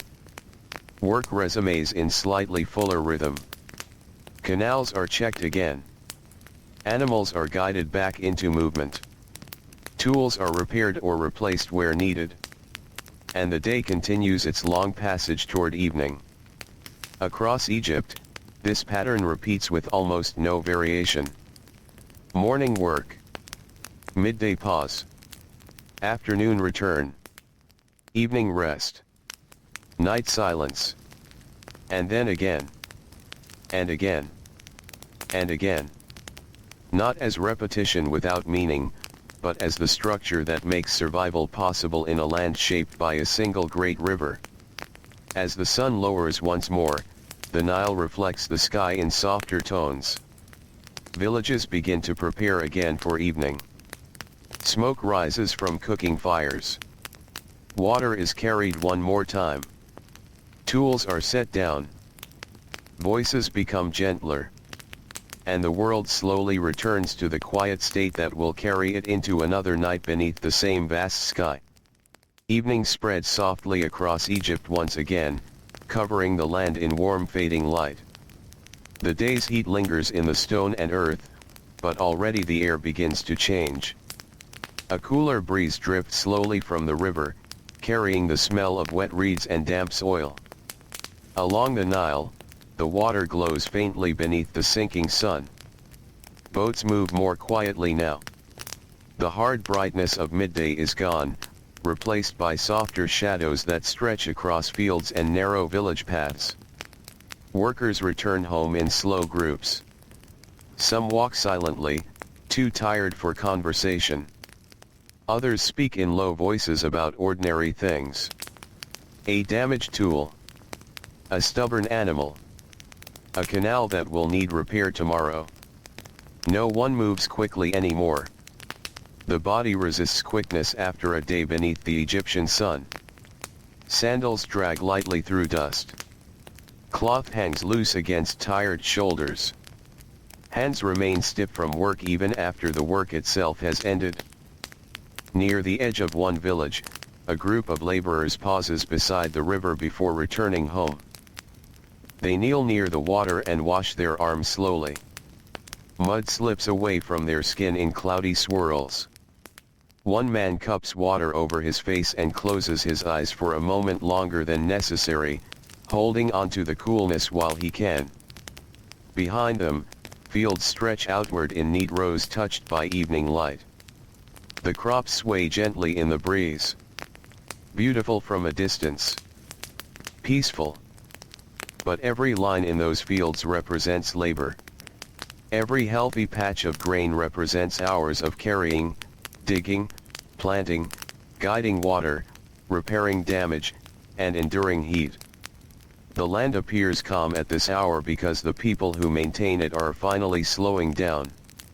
In the center of the village, smoke rises from cooking fires once more. The smell of baking bread drifts through narrow pathways between homes. Clay ovens glow softly. Women knead dough with practiced hands while children sit nearby watching the flames. Cooking itself is work. Grinding grain earlier in the day. Carrying water. Gathering fuel. Preparing simple meals from whatever ingredients remain available. Nothing arrives easily in this world. Everything requires effort somewhere along the chain. Even the smallest meal carries hidden labor inside it. The grain was planted, watered, harvested, carried, Ground into flour. Mixed and shaped. Bake slowly over heat. A simple loaf of bread represents many hands. And yet the people performing those tasks rarely rise beyond modest living. Because effort alone does not create wealth in ancient Egypt. Control creates wealth. Storage creates wealth. Administration creates wealth. And most ordinary Egyptians spend their lives producing rather than controlling. Inside one small home, a father sits cross-legged on the floor while his youngest child sleeps against his side. The room is dim except for a small oil lamp flickering near the wall. Its light trembles gently every time the evening breeze slips through the doorway. The father eats slowly from a clay bowl. Bread softened with lentils and oil. Simple food. Familiar food. Enough food. For many families, enough is the closest thing to comfort. Not abundance. Not luxury. Only enough. Enough grain stored for the season. Enough healthy animals remaining. Enough strength in the body to continue working tomorrow. The line between stability and hardship is thin. Everyone understands this. A failed harvest can erase savings. An illness can weaken a family's ability to work. A broken canal can reduce water flow across entire fields. Nothing feels guaranteed. And because of this uncertainty, wealth becomes difficult to build slowly for ordinary people. Even after good seasons, much of what is produced moves upward into systems larger than the household itself. Taxes collected by officials. Grain delivered to temples. Labor owed to state projects. These obligations are woven into daily life so deeply that most people accept them as natural. Not easy, but expected. Outside, the village grows darker. The final colors of sunset disappear behind the western desert. Now the stars begin returning one by one above the Nile. Clear. Sharp. Endless. An older woman walks carefully through the narrow path between homes carrying a small jar of water balanced against her hip. Her movements are slow from age and years of labor. She has spent much of her life repeating the same routines. Walking to the river. Grinding grain. Repairing clothing. Preparing food. Caring for children who became adults and then repeated the same patterns themselves. Her hands show the memory of those years. Rough skin. Bent fingers. Small scars faded by time. In ancient Egypt, the body carried history visibly. Labor marked people slowly across decades. A wealthy official could often be recognized immediately. Cleaner linen. Straighter posture. Softer hands. A body less damaged by physical strain. But most people wore exhaustion openly. It settled into their movements and stayed there. Near the riverbank, fishermen prepare for nighttime work. The Nile changes after dark. The water cools. The air softens. Certain fish become easier to catch. Small boats push quietly away from shore, guided by men who know the river almost as well as they know their own homes. They move carefully through moonlit water while insects hum softly nearby. Fishing is uncertain work. Some nights are generous. Some are disappointing. But the river remains one of the few sources of food that cannot be entirely controlled by officials or temple systems. Anyone with skill, patience, and a boat may pull something from the Nile. Even so, fishing rarely creates great wealth. Most fishermen remain close to survival. Their catches traded quickly for bread, oil, or cloth. Their lives shaped by weather, river conditions, and luck. Further north, in one of Egypt's larger cities, the evening looks different. The streets are more crowded. More voices drift through the darkness. Temple walls rise above surrounding buildings, massive and silent beneath torchlight. Markets slowly close for the night. Merchants count remaining goods while laborers carry unsold items into storage rooms. The smell of spices, oil, animals, smoke, and river water mixes together in the warm evening air. Cities contain more visible wealth than villages. Larger homes. Painted walls. Fine furniture. Jewelry worn during ceremonies or gatherings. But even here, most people remain workers. Servants sweep courtyards beneath fading light. Porters carry goods across crowded streets. Builders repair damaged walls. Craftsmen continue their work inside workshops lit by oil lamps. The entire city depends on constant labor hidden beneath its beauty. And much of that labor is exhausting. In one crowded weaving workshop, several women continue working even after sunset. Orders must be completed. Linen must be prepared. Their hands move steadily across looms while the room grows darker around them.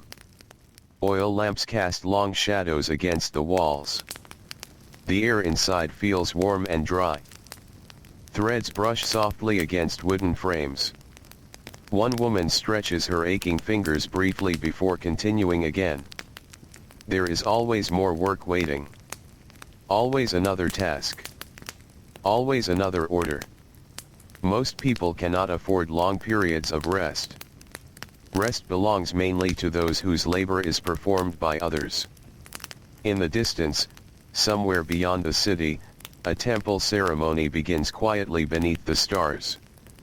Priests move through stone halls carrying incense and small lamps. Soft chanting echoes through large rooms cooled by thick walls. To ordinary workers, temples represent both comfort and distance. The gods protect Egypt. The temples organize food storage and religious life.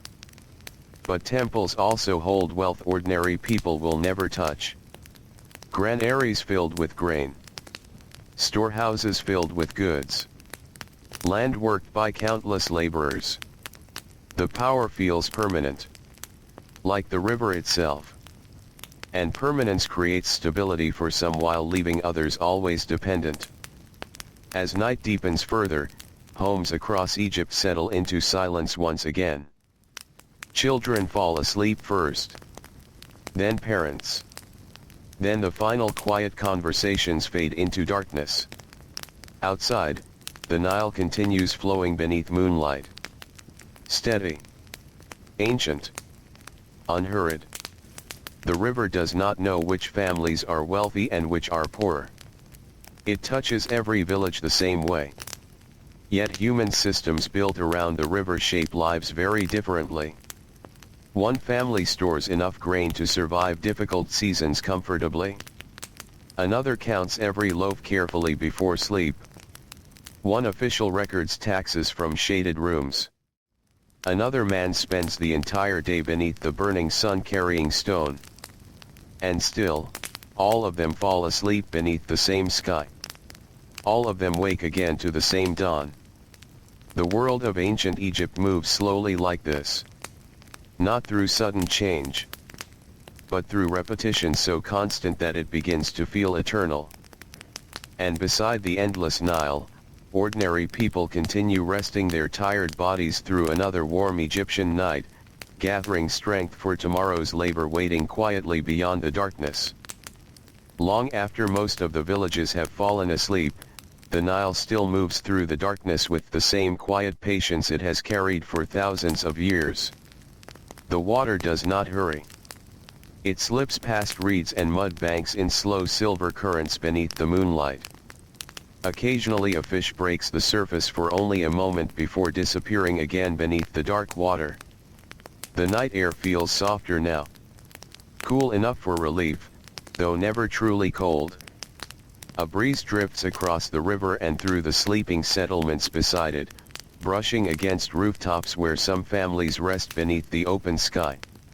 Many homes trap heat long after sunset.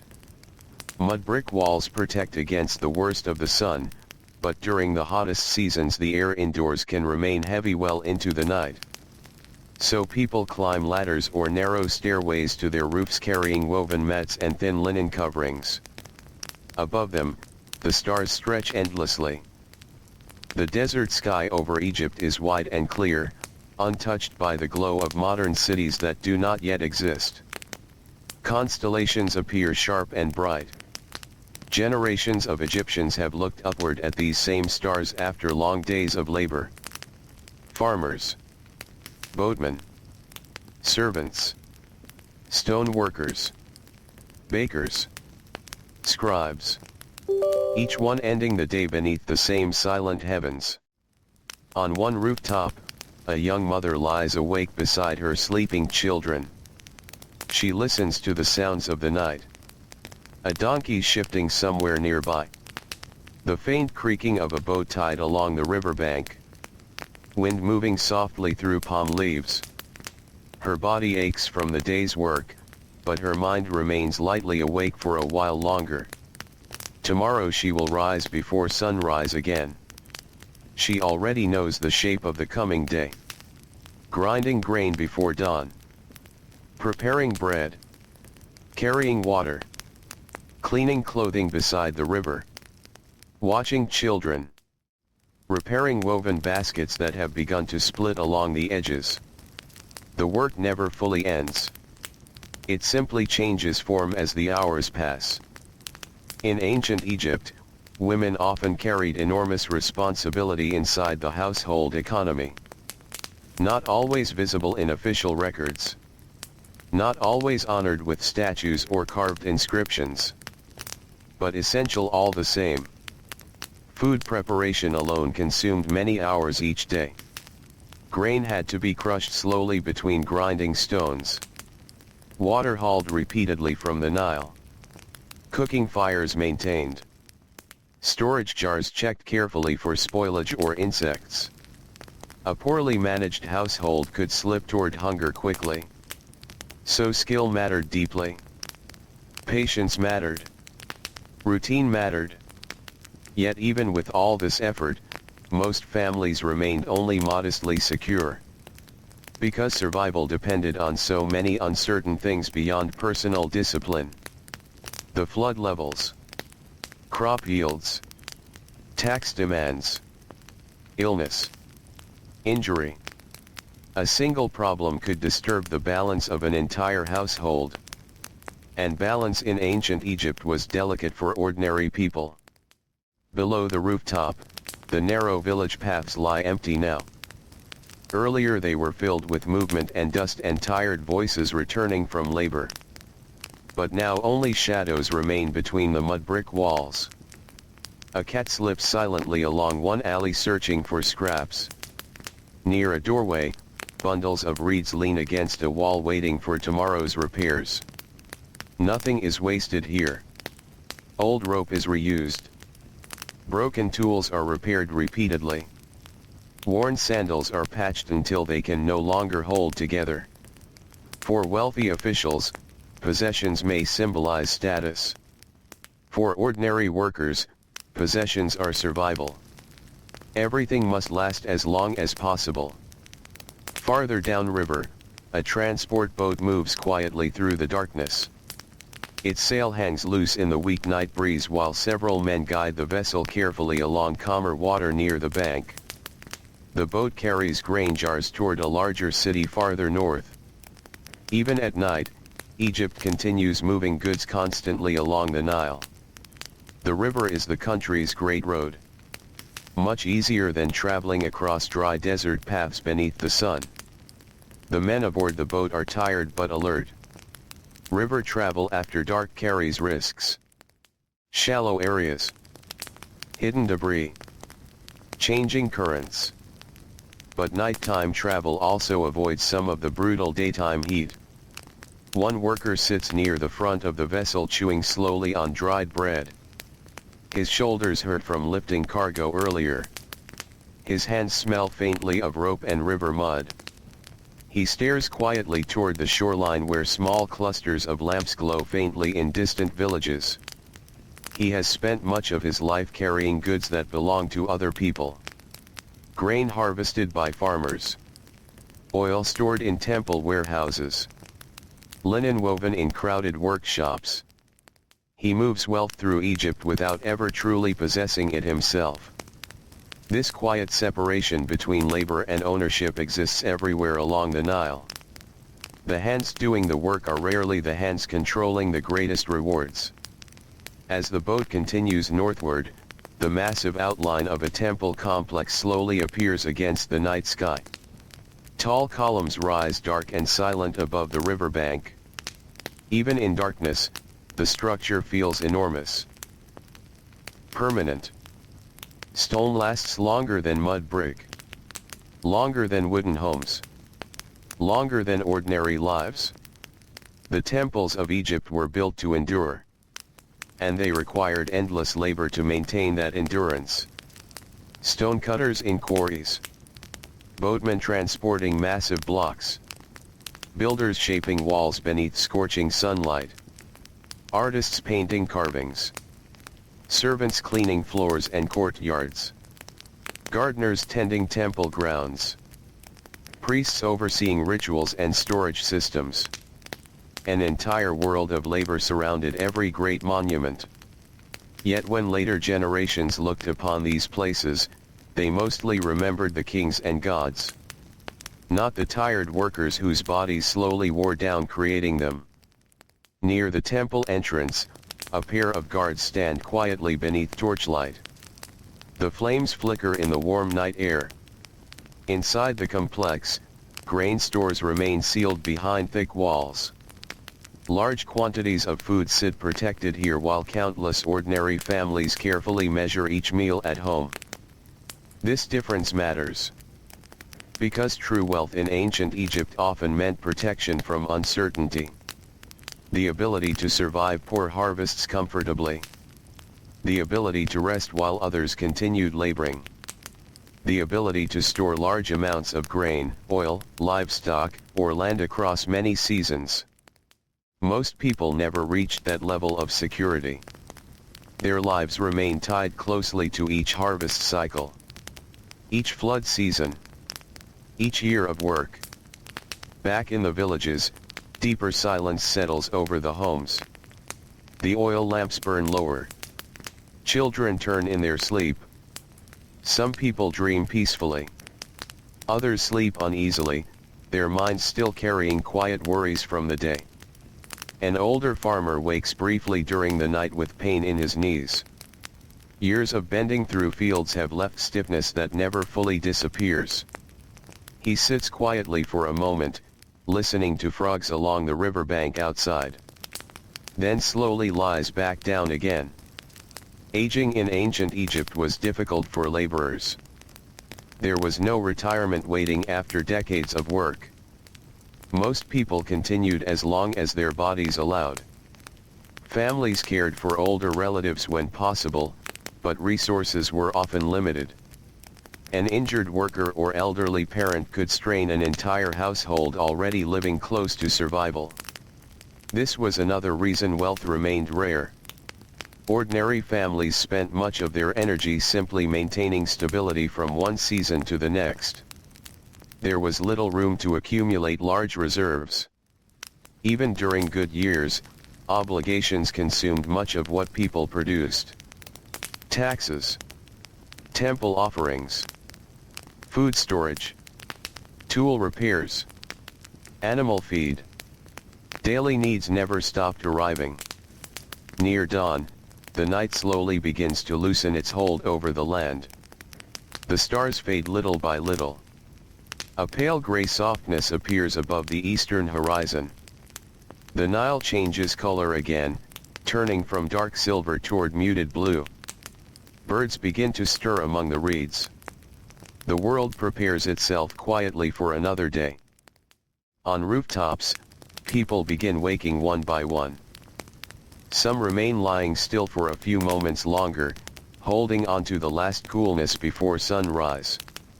Others sit up immediately, already thinking about tasks waiting ahead. A woman descends carefully from her rooftop carrying sleeping cloths folded against her arms. A man stretches his aching back before stepping into the narrow path outside his home. Nearby, the first grinding stones begin moving again. Slow. Heavy. Rhythmic. The sound drifts softly through the waking village. Back and forth. Back and forth. Bread must be prepared before work begins. Water must be carried before heat grows stronger. Animals must be fed. Fields must be checked. The great cycle continues without pause. And all across ancient Egypt, ordinary people rise once more beneath the growing light, carrying tired bodies into another day shaped by labor, routine, and the endless quiet flow of the Nile River. Morning returns gently to the Nile Valley once again. The sky brightens in slow layers of pale gold and dusty blue while the last traces of night fade over the desert. The air is cool enough to feel pleasant for a short while. Soon the heat will return. Everyone knows this. So the first hours of daylight carry a quiet urgency beneath their calm appearance. Across the villages beside the Nile, doors open one by one. People step into narrow pathways with sleepy eyes and stiff limbs. Some carry tools already worn smooth by years of use. Others carry baskets, jars, or bundles of reeds tied with rough rope. The world wakes slowly, but work begins almost immediately. Near the riverbank, several women kneel beside large clay jars filling them carefully with water from the Nile. The surface ripples around their hands. Morning light reflects softly across the water, turning it pale silver.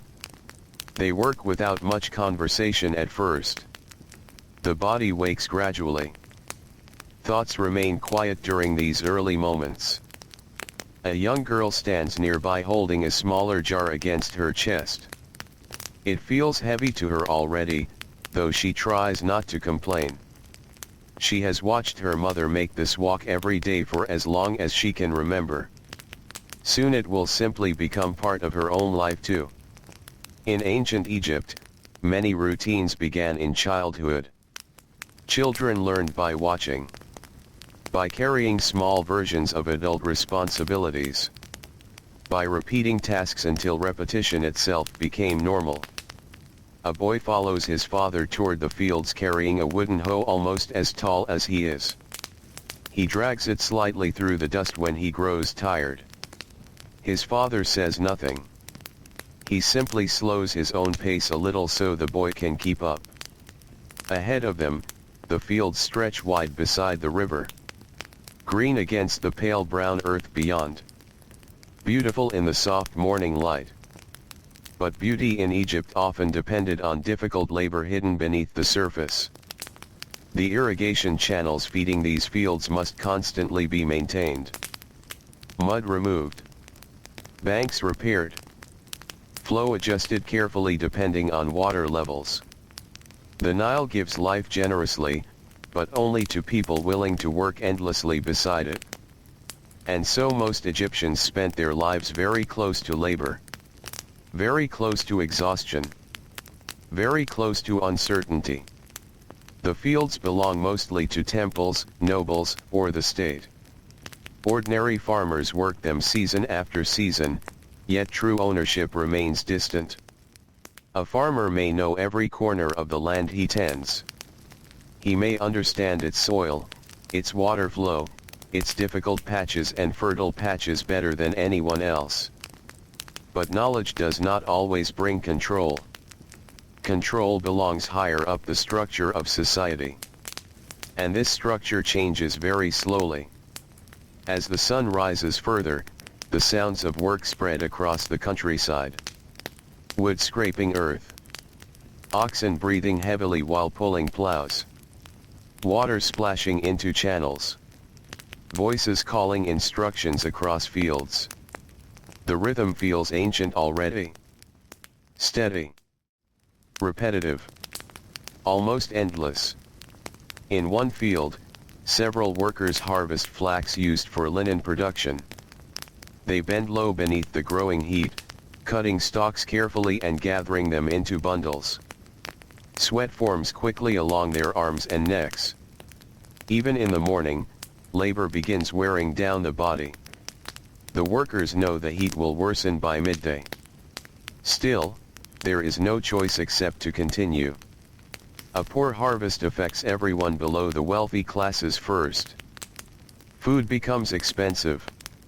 Taxes remain expected. Storage jars empty faster. The fear of scarcity never sits far away for ordinary families. This fear shapes behavior quietly. People save scraps of cloth. Repair broken tools repeatedly. Stretch food supplies carefully. Nothing can be wasted. Not in a world where one difficult season can unravel years of careful survival. Closer to the village center, workshops begin opening fully for the day. A carpenter sits cross-legged beside pieces of imported wood. Egypt itself has limited large timber, so good wood is valuable. Most ordinary furniture remains simple because fine materials are expensive and difficult to obtain. The carpenter shapes wooden boards carefully using copper tools worn thin from years of sharpening. Beside him, a young apprentice watches closely. Learning. Repeating. Preparing to spend his own future inside the same trade. Craftsmanship in ancient Egypt could provide slightly more stability than field labor sometimes. A skilled artisan might earn consistent work. Might develop relationships with wealthier households or temple officials. But even talented craftsmen rarely rose into true wealth. Most remain dependent on larger systems of demand controlled by powerful institutions. Nearby, a potter turns clay slowly upon a wheel. The movement is smooth and practiced. His hands rise carefully along the wet surface, shaping another storage jar almost identical to dozens made before it. The workshop already feels warm. Kilns nearby release dry heat into the air while smoke drifts upward through roof openings. Rows of finished pottery line the walls. Water jars. Beer jars. Oil containers. Cooking vessels. Ordinary life in Egypt depends on pottery constantly. Every home uses it. Every temple stores goods inside it. Every market trades it. Yet the people shaping these objects remain ordinary workers themselves. Necessary. Skilled. But rarely prosperous. By mid-morning, sunlight grows stronger across the villages. Dust rises beneath moving feet. Animals search for shade. The river glitters brightly beneath the hardening sun.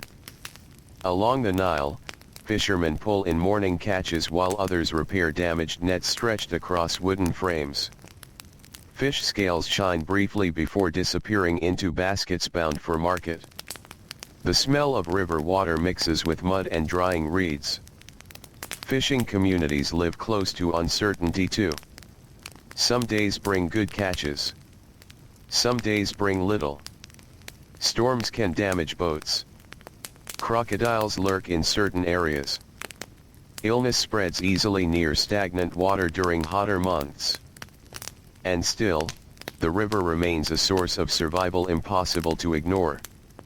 Many poor families rely heavily on fish when grain stores grow low. In larger towns farther north, markets become crowded as morning continues.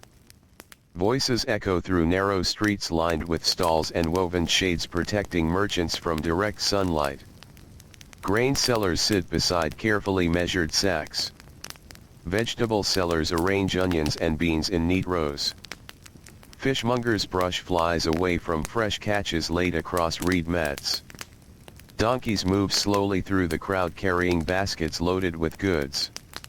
Markets reveal both movement and inequality together. Wealthy officials pass through shaded by servants carrying fans. their linen clothing appears cleaner and finer than that of ordinary laborers. Jewelry glints briefly in the sunlight. Perfumed oils cover the smell of sweat and dust. Meanwhile, nearby workers count carefully before purchasing small amounts of food for the day. One household buys extra grain comfortably. Another debates whether enough remains for tomorrow. The differences are visible everywhere once noticed. But in ancient Egypt, inequality often feels accepted as part of the natural order. The gods have arranged the world. The king maintains balance. The Nile floods according to divine rhythms. Many ordinary people see hardship not as injustice, but simply as life itself. This acceptance helps keep the structure stable generation after generation. At midday, the heat settles fully across the land.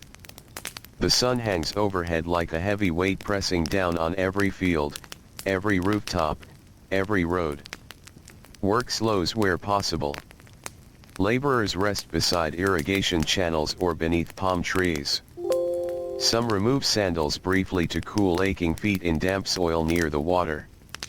Others sit silently drinking from clay jars while trying to conserve energy for the remaining hours of the day. In one shaded courtyard, a group of scribes continues working despite the heat. Papyrus scrolls lie open beside ink pallets. They record grain shipments from nearby villages. Labor assignments for canal repairs. Livestock counts. Tax obligations. Writing itself becomes a form of power here. Not loud power. Not violent power. Quiet power. Administrative power. The ability to organize resources across entire regions. Most ordinary Egyptians cannot read these records. They only experience the consequences of them. A portion of harvest removed. Additional labor demanded. Supplies redistributed. The structure surrounds them invisibly like the river banks guiding the Nile itself. As afternoon slowly approaches, the air shimmers above distant roads. Travelers move carefully beneath the exhausting heat. A merchant caravan rests temporarily beside a grove of palm trees while animals drink water slowly from shallow troughs. Trade connects Egypt to distant lands. Gold from Nubia. Wood from foreign coasts. Copper from desert mines. Luxury goods for temples and elites.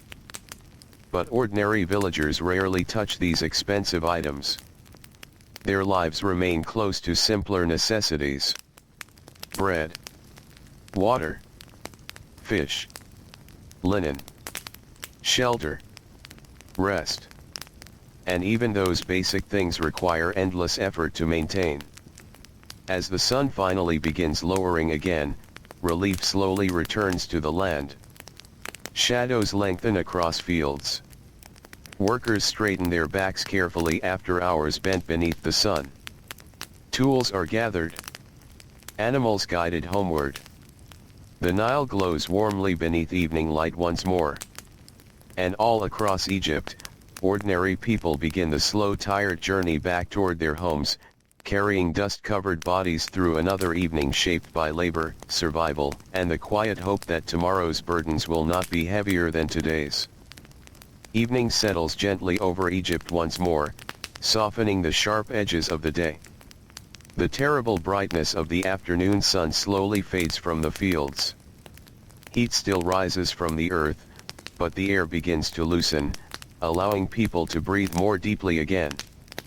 Across the Nile Valley, workers make their way home along dusty paths worn smooth by generations of footsteps. The movement is slow. Not lazy. Simply tired. Bodies that have worked since dawn no longer hurry. Sandals brush softly against dry ground. Tools hang from aching shoulders. Cloth darkened by sweat begins to cool in the evening breeze. Near the river, a pair of oxen drinks heavily from shallow water while their owner rests beside them with closed eyes. For a few moments he says nothing. The sounds around him are enough. Water shifting against mud banks. Insects humming near reeds. Distant voices drifting from the village.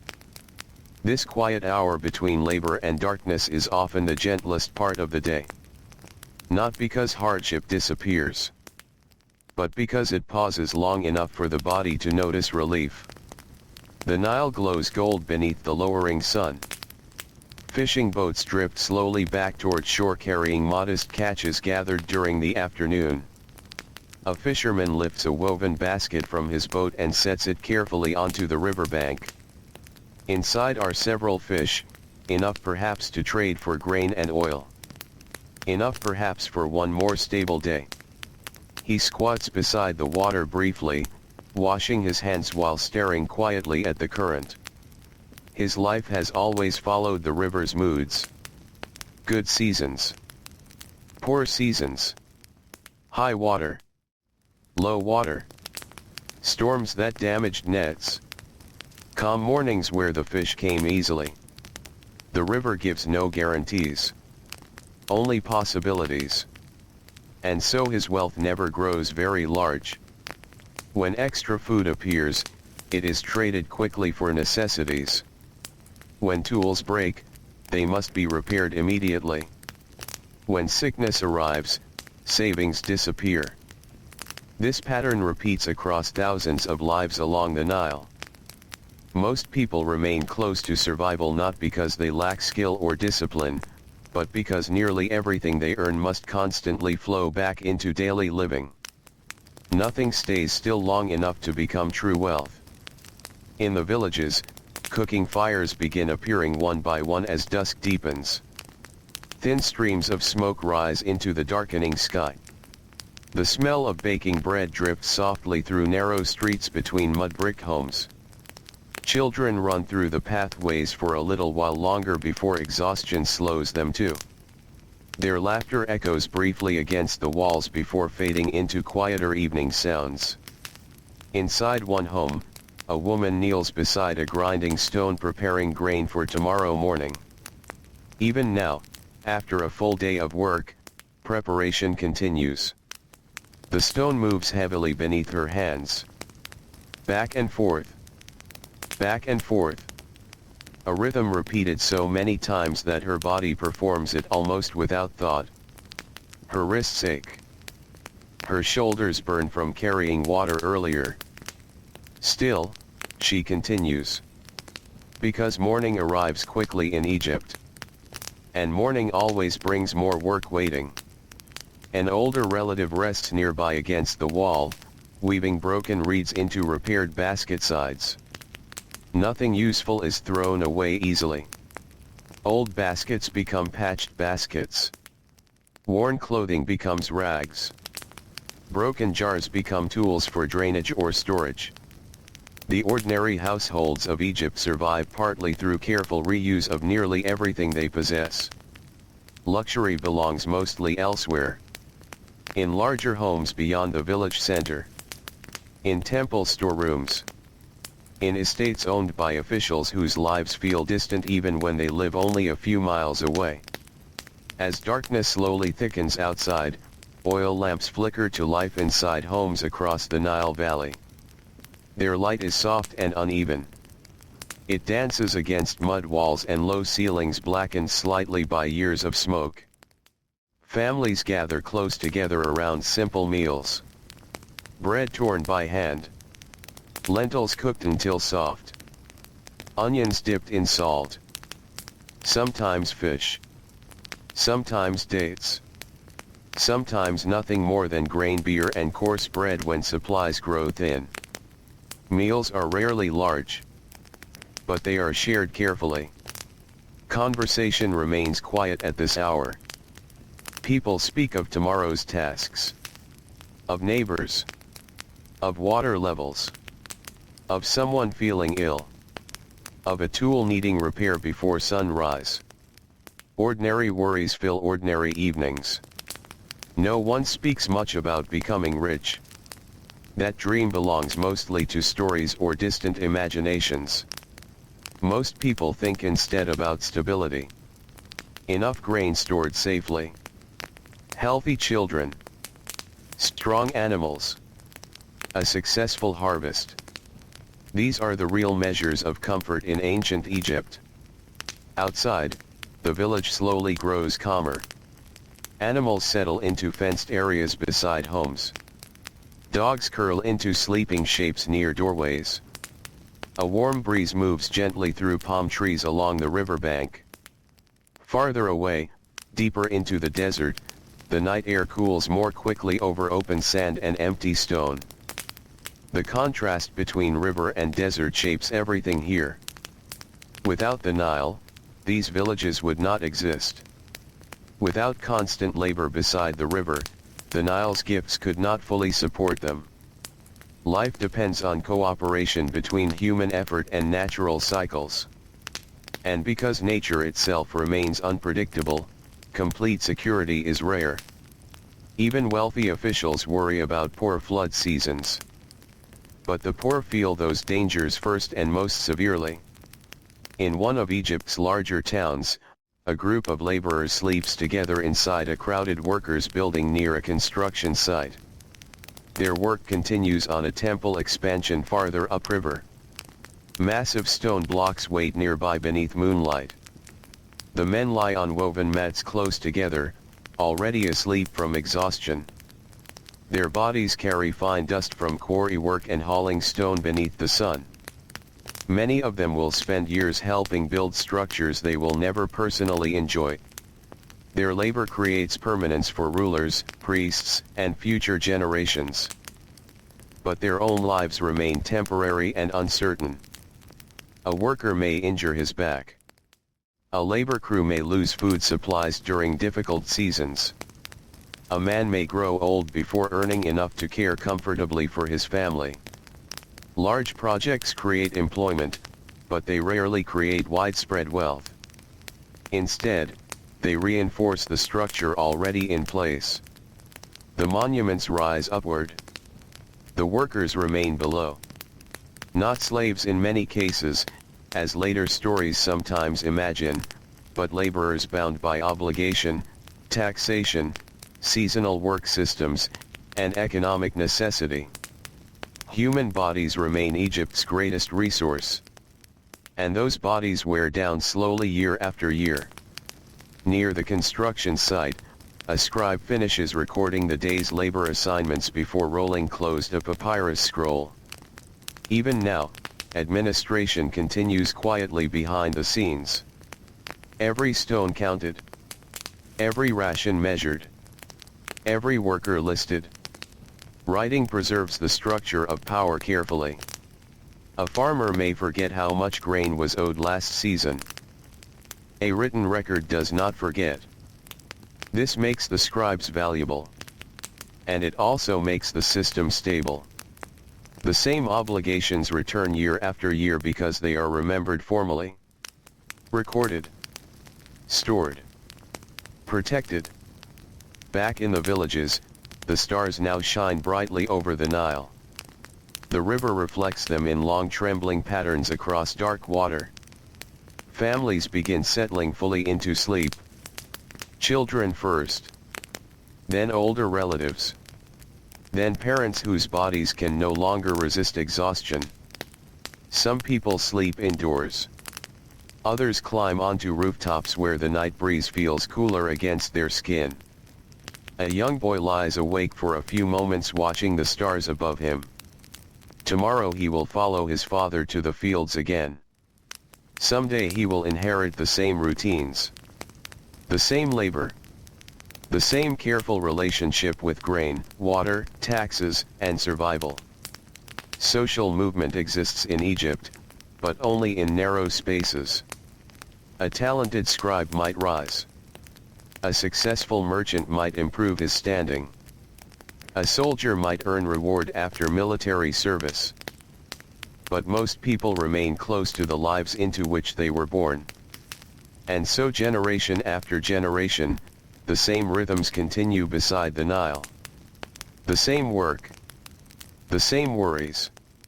The same brief evening moments of rest beneath cooling skies. Far away, Temple columns stand silent beneath moonlight while granaries remain full behind thick walls. And scattered all along the riverbanks below those towering structures, ordinary Egyptians drift slowly into sleep once again, carrying the weight of another day inside tired bodies while the endless Nile flows softly through the darkness beside them. The night stretches peacefully over Egypt once again. The villages beside the Nile lie quiet beneath the stars, their mud-brick homes softened by moonlight and drifting shadows.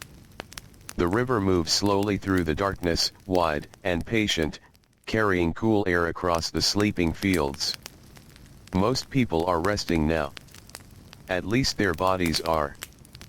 But even in sleep, the rhythm of labor never fully disappears from their lives.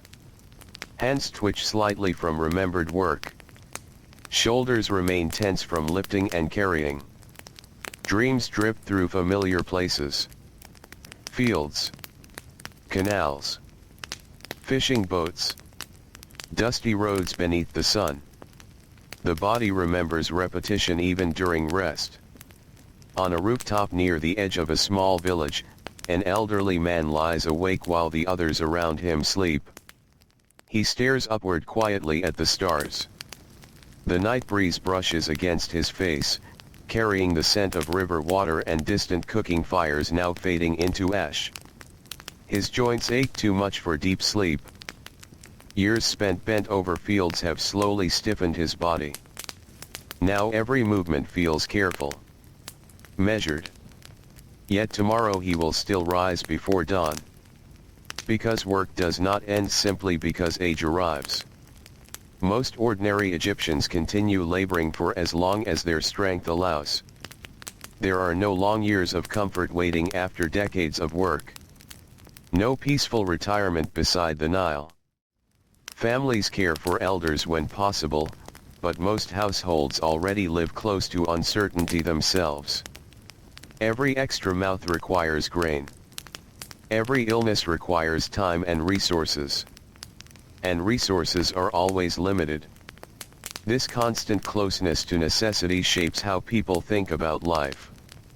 A wealthy official may imagine the future in years. A poor farmer often imagines it in seasons. Will the flood be good? Will the harvest last? Will the animals survive? Will the children remain healthy through the hotter months? These questions matter more than dreams of luxury. Because survival itself demands nearly all available energy. Farther downriver, inside a larger town, a bakery has already begun preparing for morning long before sunrise arrives.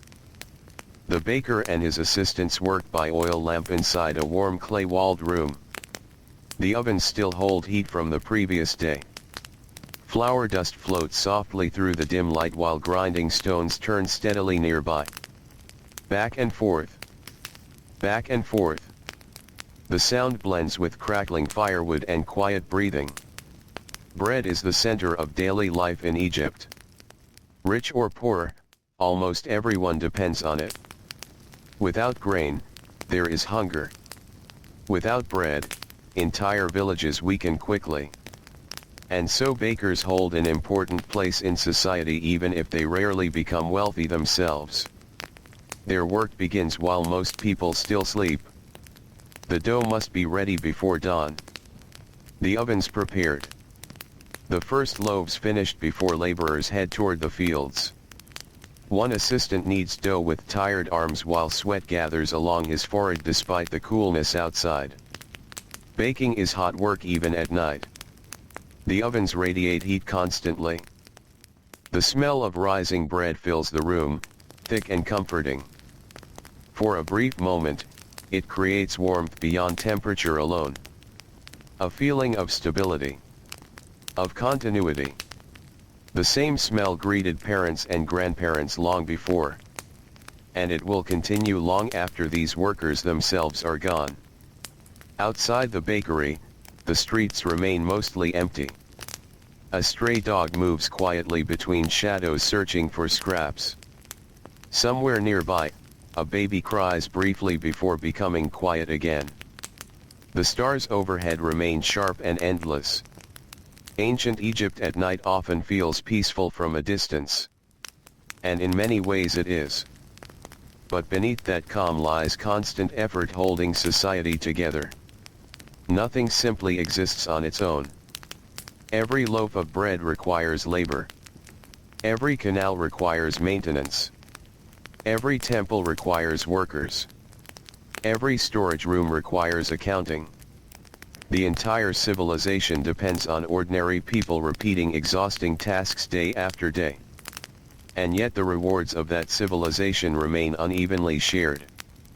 Near the Nile, a transport boat glides quietly southward beneath moonlight. Its cargo includes jars of oil, woven linen, and bundles of papyrus tied carefully with rope.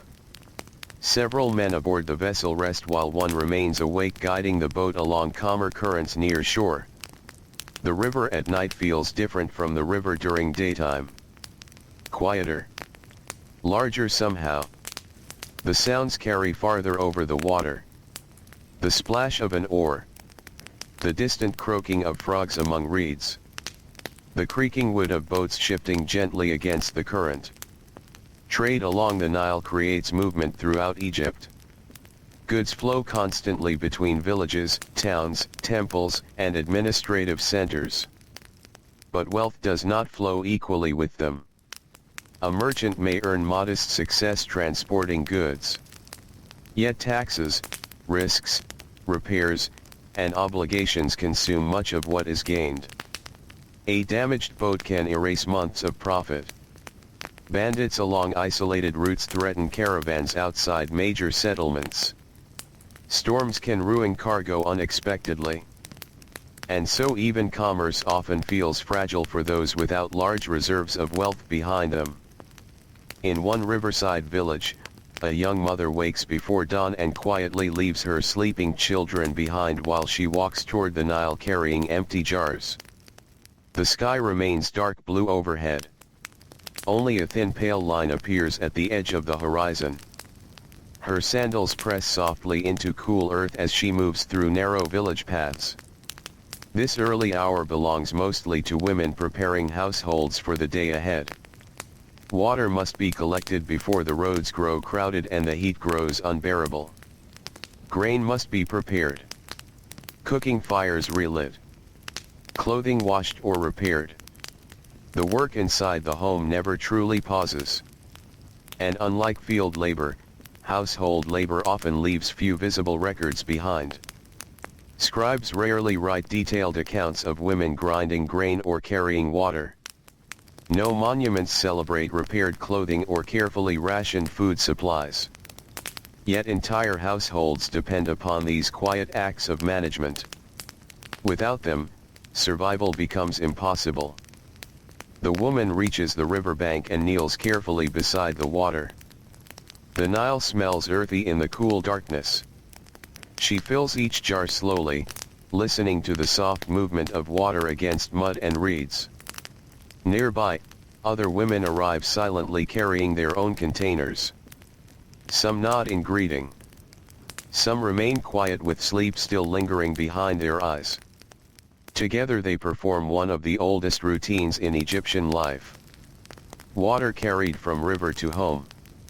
Again and again. Generation after generation.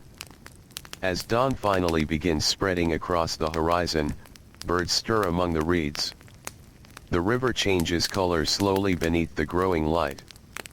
Blue becomes silver. Silver becomes pale gold. The villages begin waking once more. Doors open. Voices rise softly. Animals shuffle awake within fenced enclosures. A farmer steps outside and stretches his stiff back before looking toward the fields waiting beyond the village. Another day begins. Another cycle. The same labor returning with the sunrise. Near a temple complex farther north, priests move quietly through cool stone corridors preparing morning rituals. Incense smoke drifts upward through torch-lit halls. Large storage rooms nearby remain filled with grain collected from many surrounding villages. This concentration of resources gives temples enormous influence throughout Egyptian society. They provide stability during difficult years. They employ workers. They organize land and labor. But they also gather wealth steadily over time. And ordinary people contribute to that wealth through taxes, offerings, and labor obligations. A farmer harvesting grain may keep only part of what he produces. The rest flows upward into systems larger than himself. The process feels natural because it has existed for generations. Children grow up watching it happen. Parents explain it as part of life. The king protects order. The gods maintain balance. The temples preserve harmony. And ordinary workers continue laboring beneath the sun. This acceptance creates stability, but it also keeps most people from rising far beyond the class into which they were born. As morning spreads fully across the Nile Valley, sunlight touches fields, boats, rooftops, and temple walls alike. The day grows warmer already.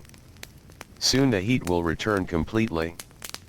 But for now, the air still feels gentle. A brief quiet softness before labor fills the land once more. Across Egypt, ordinary people begin moving through familiar routines again. Grinding grain. Repairing nets.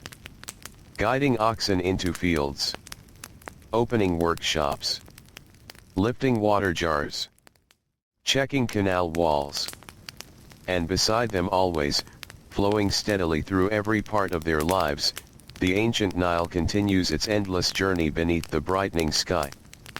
Morning settles fully over Egypt now, and the softness of dawn slowly gives way to the clearer light of day. The river shines brighter as the sun climbs higher, breaking into small reflections that move gently across its surface. The cool air does not last long. Already, warmth begins to return to the land. In the villages along the Nile, life has fully resumed its rhythm. Not loudly. Not suddenly.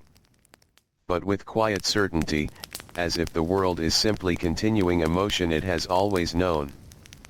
People move along narrow paths between homes and fields, carrying tools, baskets, and jars. Animals are led out again. Ovens are lit. Water is fetched. The day's labor begins its long unfolding once more. In the fields, farmers bend into rows of young crops while the sun rises higher above them. Their movements are steady, practiced, almost automatic. Planting. Weeding. Repairing irrigation lines. Checking the soil where water has passed through during the night. Everything depends on timing here. Too little water and the crops weaken. Too much and the roots suffer. Too late and the season is lost. So farmers learn to read the land closely. Not through written instruction, but through years of observation. The feel of soil between fingers. The look of water flow in a channel. The way plants respond to heat and wind. This knowledge is deep, but it does not always translate into wealth. Because knowledge alone does not decide ownership. Across Egypt, land is often tied to larger systems. Temples. Officials. Royal administration. And those systems decide how much of the harvest remains with the people who worked it. Near one canal, a group of laborers works together clearing mud that has collected overnight. The canal is narrow, but essential. Without it, the nearby fields would dry quickly under the sun. Men scoop wet soil with wooden tools, lifting it in slow, heavy motions. The mud falls to the side in damp piles. Their clothes are already stained with earth and water. The work is simple in concept, but exhausting in practice. Repetition defines it. Dig. Lift. Clear. Repeat. Again and again until the canal flows freely once more. One man pauses briefly to wipe sweat from his forehead. He looks toward the river in the distance. The Nile itself does not look dramatic from here. It simply exists. Wide. Calm. Unmoving in appearance even as it carries constant motion. He knows that without it, none of this would be possible. But he also knows that life beside it is never evenly shared. Farther along the river, a group of scribes sits beneath a shaded structure near a storage site. Their presence is quiet but essential to how Egypt functions. They record deliveries of grain arriving from surrounding villages. They note how much is stored, how much is distributed, how much is owed. Ink moves across papyrus in careful strokes. Each symbol represents something real. A quantity of grain. A number of workers. A period of labor. A portion of tax. These records travel upward through administrative systems, eventually shaping decisions made far above the fields. A scribe pauses for a moment, adjusting the reed in his hand. His work is precise. Mistakes are avoided carefully. Because in this system, writing is not just communication. It is authority. The ability to record reality also becomes the ability to shape it. In nearby villages, people rarely see these records directly. They only feel their effects. When grain is taken for storage. When labor is assigned to projects. When portions are redistributed during lean seasons. The structure feels natural because it is consistent. It has existed for so long that it blends into daily life like the river itself. As midday approaches, the sun becomes more intense. Light spreads harshly across fields and rooftops. Heat rises from the ground in visible waves. Movement slows where possible. Workers seek shade under trees or along canal edges. Some rest briefly on woven mats placed against walls. Others drink water carefully to conserve what they carried from the river earlier in the day. In a small workshop near the village center, pottery continues despite the heat. The air inside is warm and thick. Clay vessels line the walls in different stages of completion. Some still wet. Some drying. Some already fired and ready for use. A potter shapes another jar on the wheel while sweat runs down his arms.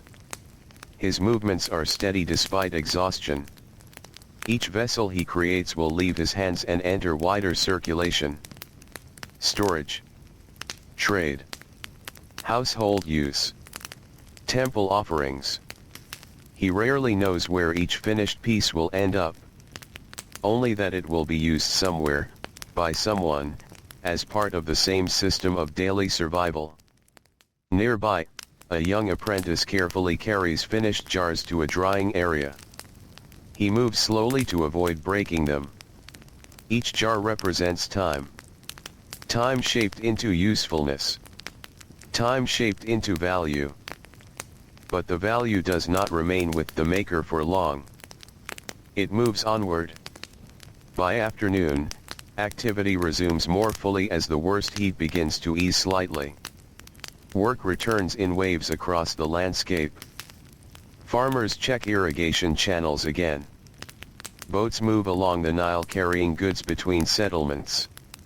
Merchants organize small markets near shaded areas. Animal herders guide livestock toward water. Everywhere, movement returns once more, even under the remaining weight of the sun. In a riverside market, voices rise and fall in slow negotiation. A woman exchanges grain for a small amount of oil. A fisherman trades part of his catch for bread. A craftsman purchases rope needed for his work. Each exchange is careful. Measured. No one spends without thought. Because everything is limited. And everything must last until the next opportunity to acquire more. A wealthy official passes through the market briefly in a shaded litter carried by attendants. His clothing is finer. His posture more relaxed. He does not need to stop for long. Most of what he requires is already organized for him through larger systems of collection and storage. This contrast appears repeatedly across Egypt. Not always in dramatic ways, but in small, consistent differences. Time, effort, comfort, access to resources, all distributed unevenly through society. As the sun begins lowering again toward the western desert, the landscape softens once more. Shadows stretch across fields. The air cools gradually, and the long day of labor begins its slow release. Workers gather tools and begin returning home. Animals are guided back into enclosures. Boats drift toward shore. Smoke begins rising again from cooking fires.